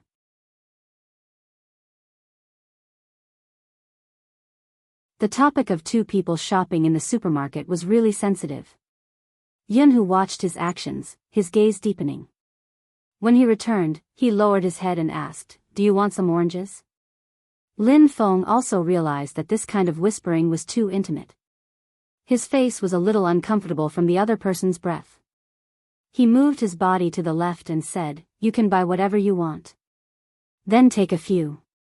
Yunhu acted as though he didn't see him dodge, remaining calm.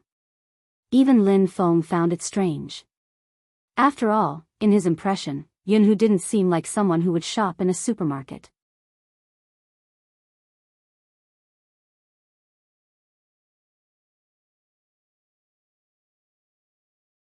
Chapter 1273.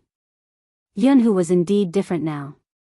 If it was in the past, he would still be worried about whether he should turn Lin Feng gay. Ever since he had left and this guy had cried, he didn't have to worry anymore.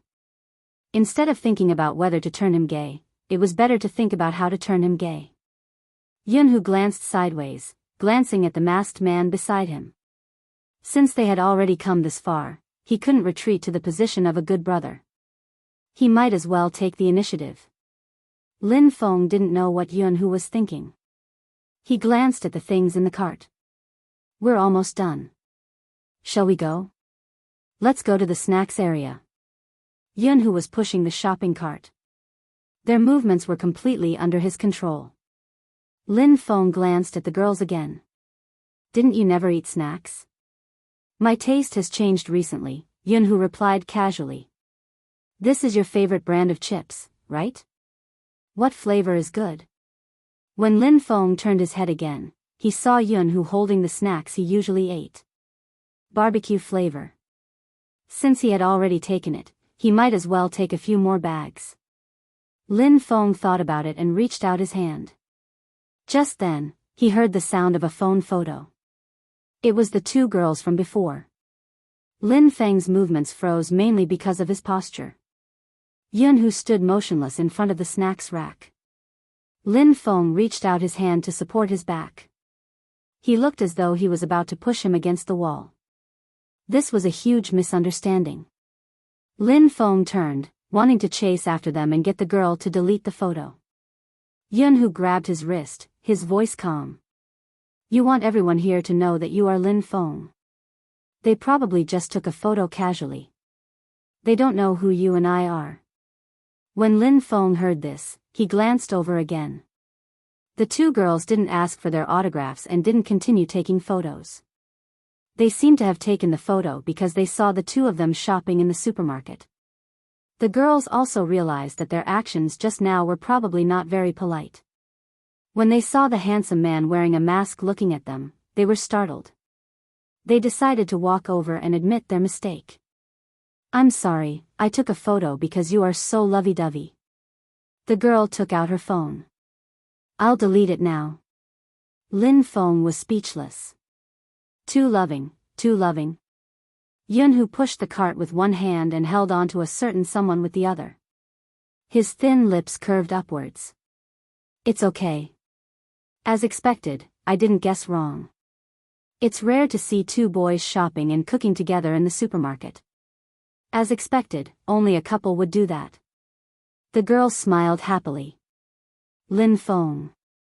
He actually couldn't refute that. Yun, who didn't know what else he said. The two girls glanced at Lin Feng. Seeing that he was wearing a mask, they had no intention of saying anything. They giggled and said, how awkward. Lin Feng wanted to take off his mask again. Him.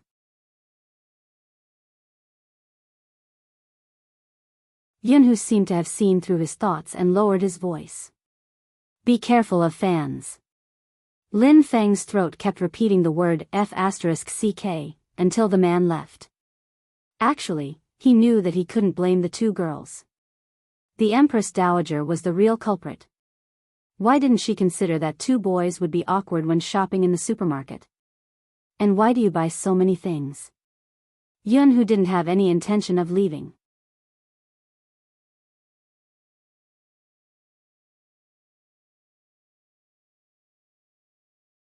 Chapter 1274. How about trying this noodles? Yun, who asked casually. Lin Feng was confused. This person pulled down his mask just to let him try the noodles in the supermarket. What if someone saw through him? Moreover, the supermarket staff standing at the side had a suggestive smile on their faces. That was true. They probably hadn't seen two men being so intimate before. Lin Feng swallowed the noodles hurriedly, replying casually, it's delicious. Buy a few bags then.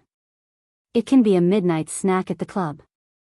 Yun, whose actions were natural. There was nothing wrong with it. Lin Feng's face was still hot.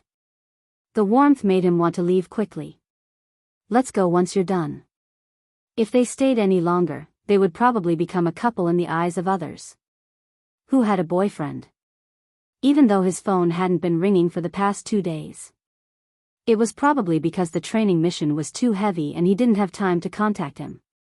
But if the two of them were really recognized and someone exaggerated something, maybe Hu Zi's boyfriend would misunderstand. Lin Feng thought about it and felt that it wasn't appropriate to stay any longer. But Yun, who didn't think so. It wasn't easy for them to be alone. Of course, the longer the better. But he also understood that he couldn't force him too close. You still haven't bought the ice cream. Didn't you say you wanted ice cream just now? Yunhu's words were reasonable. Lin Feng thought about it. It would be awkward if he overreacted. It wasn't a big deal to leave after taking the ice cream. But when he opened the freezer and picked an ice cream, the man bent down and picked an ice cream across him.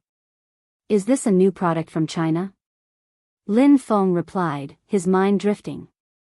He tried his best to avoid contact. He was a man. Why was he so repressed recently? What flavors do you have? Yunhu asked. Lin Feng tried to make himself look more manly. Strawberry and peach. Oh, that should be good. Yunhu fiddled with it a few more times. He took the peach ice cream and placed it in the cart. When he lowered his gaze, he could see the pink on his fair neck. It was really attractive. Yunhu's hand paused subconsciously, his gaze deepening. On the other side, the naive Lin Feng felt that his brother was deliberately stalling for time. But after thinking about it carefully, there was no need to stall for time just to pick an ice cream. After denying his thoughts, he watched as Yunhu went to the other fridge to get the yogurt. He couldn't help but heave a sigh of relief. He leaned over and took all the ice cream he liked and placed them all in the cart. Are you done? Yunhu walked back and glanced at Lin Feng. As expected, he couldn't be too strict with this guy. Lin Feng nodded. I'll queue up. All right. Finally, he could leave. In the future, he would come to the supermarket by himself.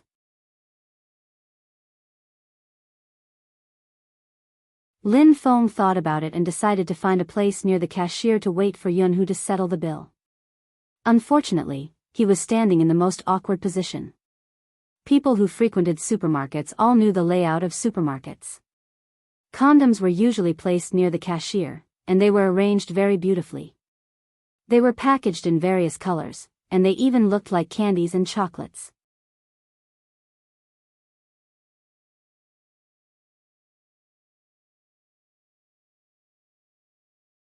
Chapter 1275. Lin Feng had originally planned to leave calmly. After all, there was nothing wrong with a condom if you ignored it. You could just brush past it like chewing gum. Who knew that he hadn't retracted his gaze? There was an additional arm on his shoulder. It was Yunhu who had wanted to pay the bill. It was normal for boys to hook their shoulders. I didn't bring my wallet. That was Yunhu's first sentence. His second sentence was accompanied by his gaze. Lin Feng knew that he was going to embarrass himself this time. So you were looking at this. Lin Feng wanted to say that it was a coincidence. But before he could speak, Yunhu's voice came from beside his ear. Yunhu's voice entered his ears again, his breath just enough to sweep past his ears. Have you decided which brand to buy? What brand? He didn't have any experience. How would he know about brands? Yunhu arched a brow. Condom brand, which one do you like? Lin Feng coughed. He couldn't let Yunhu think that he was a newbie. This was the biggest taboo for a man. He had to maintain his image. He said nonchalantly, the brand doesn't matter. The main point is the quality. After all, I have a long time. When he said this, Yunhu glanced in his direction, his gaze deep. Lin Feng was a little annoyed. What's with that look? Nothing. Yunhu smiled, glancing sideways. This is the first time I know that you have a long time. Lin Feng looked at the face that was inches away from him. His face flushed when he said, go to hell. This was the disadvantage of being a good brother. He knew everything. By this. Yunhu pulled the topic back naturally. If the brand is good, there are many flavors to choose from. Don't you like strawberry? I have it here. As Yunhu spoke, his hand reached out. His fingertips touched the exquisite packaging. He casually threw 3 bags into the car. Wait a minute, when did he say that he wanted to buy this thing? And why did he take so many? Lin Feng's eyes widened. But Yunhu's tone was very deliberative. He couldn't say anything.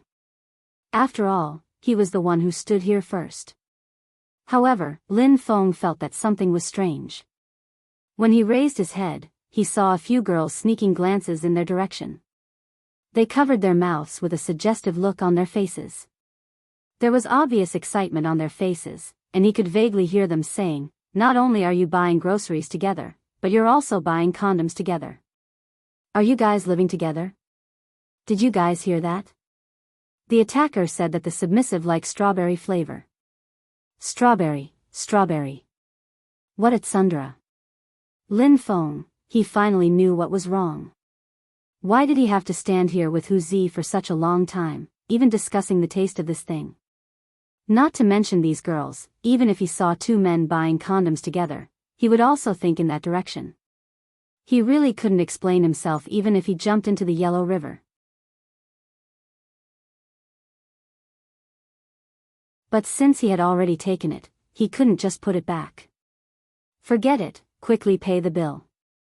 Pay the bill and leave quickly. Fortunately, both of them were wearing masks. Otherwise, if it was posted on the internet, it might attract a storm of blood. After knowing that Yun Hu didn't bring his wallet, Lin Feng went to queue up. When he was paying the bill, he watched as the cashier swept a glance at the item.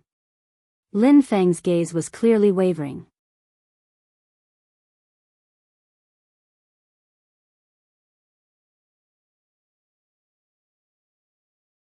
Chapter 1276.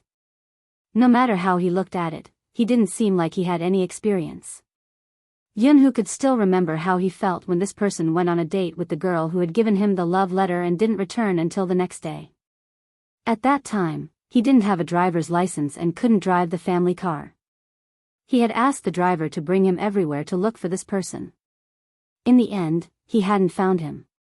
That day had become the day he regretted the most. No one could understand how his heart felt like it was being cut by a knife. At that time, he hadn't understood why he had been so flustered and uncomfortable. He had kept his eyes open until the next day. He picked up his bag and went to school.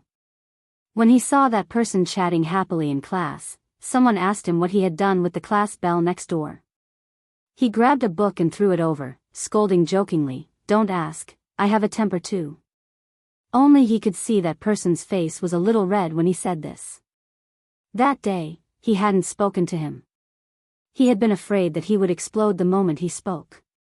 Yet, he had said in front of him that girls were different from boys. They were like cotton, very soft. That was one of the few times he had a cold war with him. He didn't want to hear it. He didn't want to hear him describe that night. For a whole month, he hadn't spoken to him. At the same time, he understood what jealousy was. Because he was so jealous, he had subconsciously looked at that girl. Until that girl had asked if she wanted to do her homework at the coffee shop with a red face. Yun Hu had agreed with a faint smile. Yes, he wanted to let him know that some people weren't worthy of his constant attention. Very quickly, he had been punched by him. It was so heavy that even now, when he thought about it, he still asked himself what exactly he had wanted to do. Perhaps he had been too jealous that that girl could have him for a night. But he hadn't gotten anything, even though they had been so close. Looking at it now, according to a certain someone's personality, perhaps nothing had happened that day. After all, as a certain someone had said, he had been through hundreds of battles. So how could he explain his current expression? Yun Hu glanced at Lin Feng's face, watching as he uncomfortably placed the 3 bags into the plastic bag. He was only wearing a thick black sweater, but he was more handsome than everyone else. He even gave off a carefree vibe. But Yun Hu knew this person's state better than anyone else. He had no experience. Yun Hu's lips curved into a smile when he thought about it. Lin Feng was still grumbling that he would never come to the supermarket together again. He was really unlucky. Being naive, he didn't notice that his words had been seen through. The car was on the ground. It was dark black and not eye-catching at all.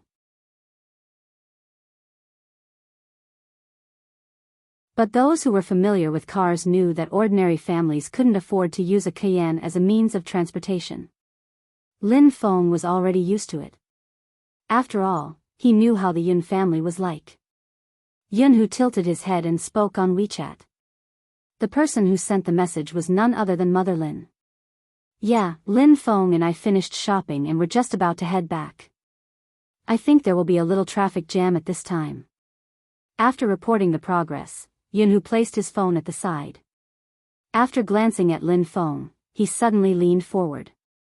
Lin Feng was still holding something in his hands. What are you doing? Fasten your seatbelt.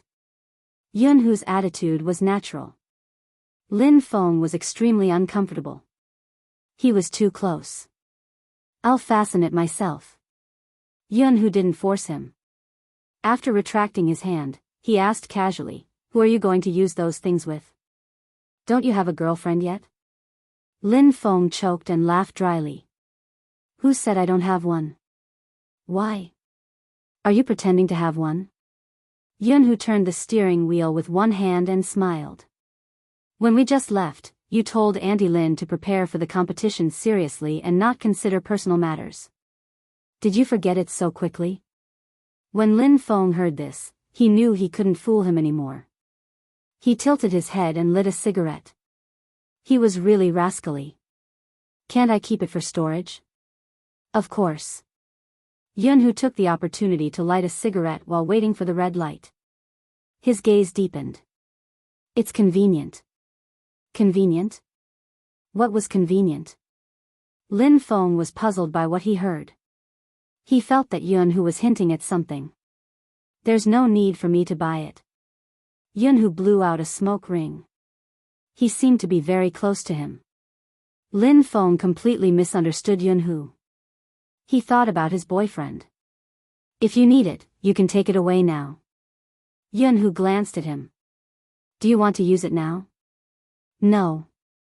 Lin Feng flicked the cigarette ash. He hadn't expected to encounter such a situation and ask him for such things. Yunhu replied slowly, then I don't need it now. Lin Feng didn't know what to say. If something really happened between him and his boyfriend one day, it was best not to let him know.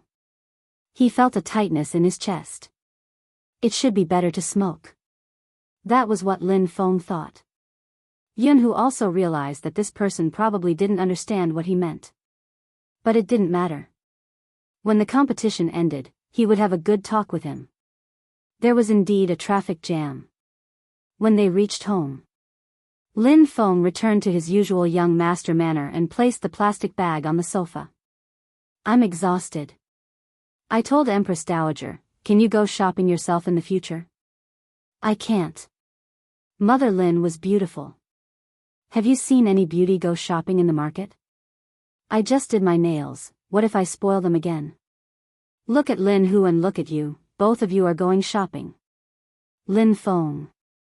Really, he definitely wasn't related.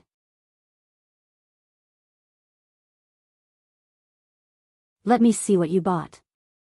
Mother Lin said as she flipped through the bags. Lin Feng leaped up instantly and pulled the bags towards the river. Mother Lin was confused. Son. Cough. Lin Feng cleared his throat. Yunhu said that his throat is sore. Go make some pear soup for him first, we'll look at the vegetables later. If he flipped through the bags, he would be dead. You little rascal, you are quite caring. Mother Lin nodded and went to make the pear soup happily. Lin Feng felt that it was a false alarm. He hurriedly took out the 3 bags and stuffed them into his trouser pocket before heaving a sigh of relief. Yunhu, who was sitting beside him, looked at him with a smile as though it was nothing and as though he was making a fuss out of nothing. That was true. He was inexperienced. Yunhu had a boyfriend, so he couldn't compare. Lin Feng felt that the things in his trouser pocket were getting more and more uncomfortable. He decided to find a place to throw them away. The moment he entered his room, someone followed behind him. The door was pushed open and he didn't stop his actions. Everything had probably been seen, so there was nothing to hide. Lin Feng stuffed his hands into his trouser pocket and met Yunhu's eyes. They seemed a little indifferent and deep. A ray of light flashed past as though he was hurt by something. You're tuning into the Romantic Tales YouTube channel. Don't forget to subscribe and join us on this journey to catch the most captivating stories.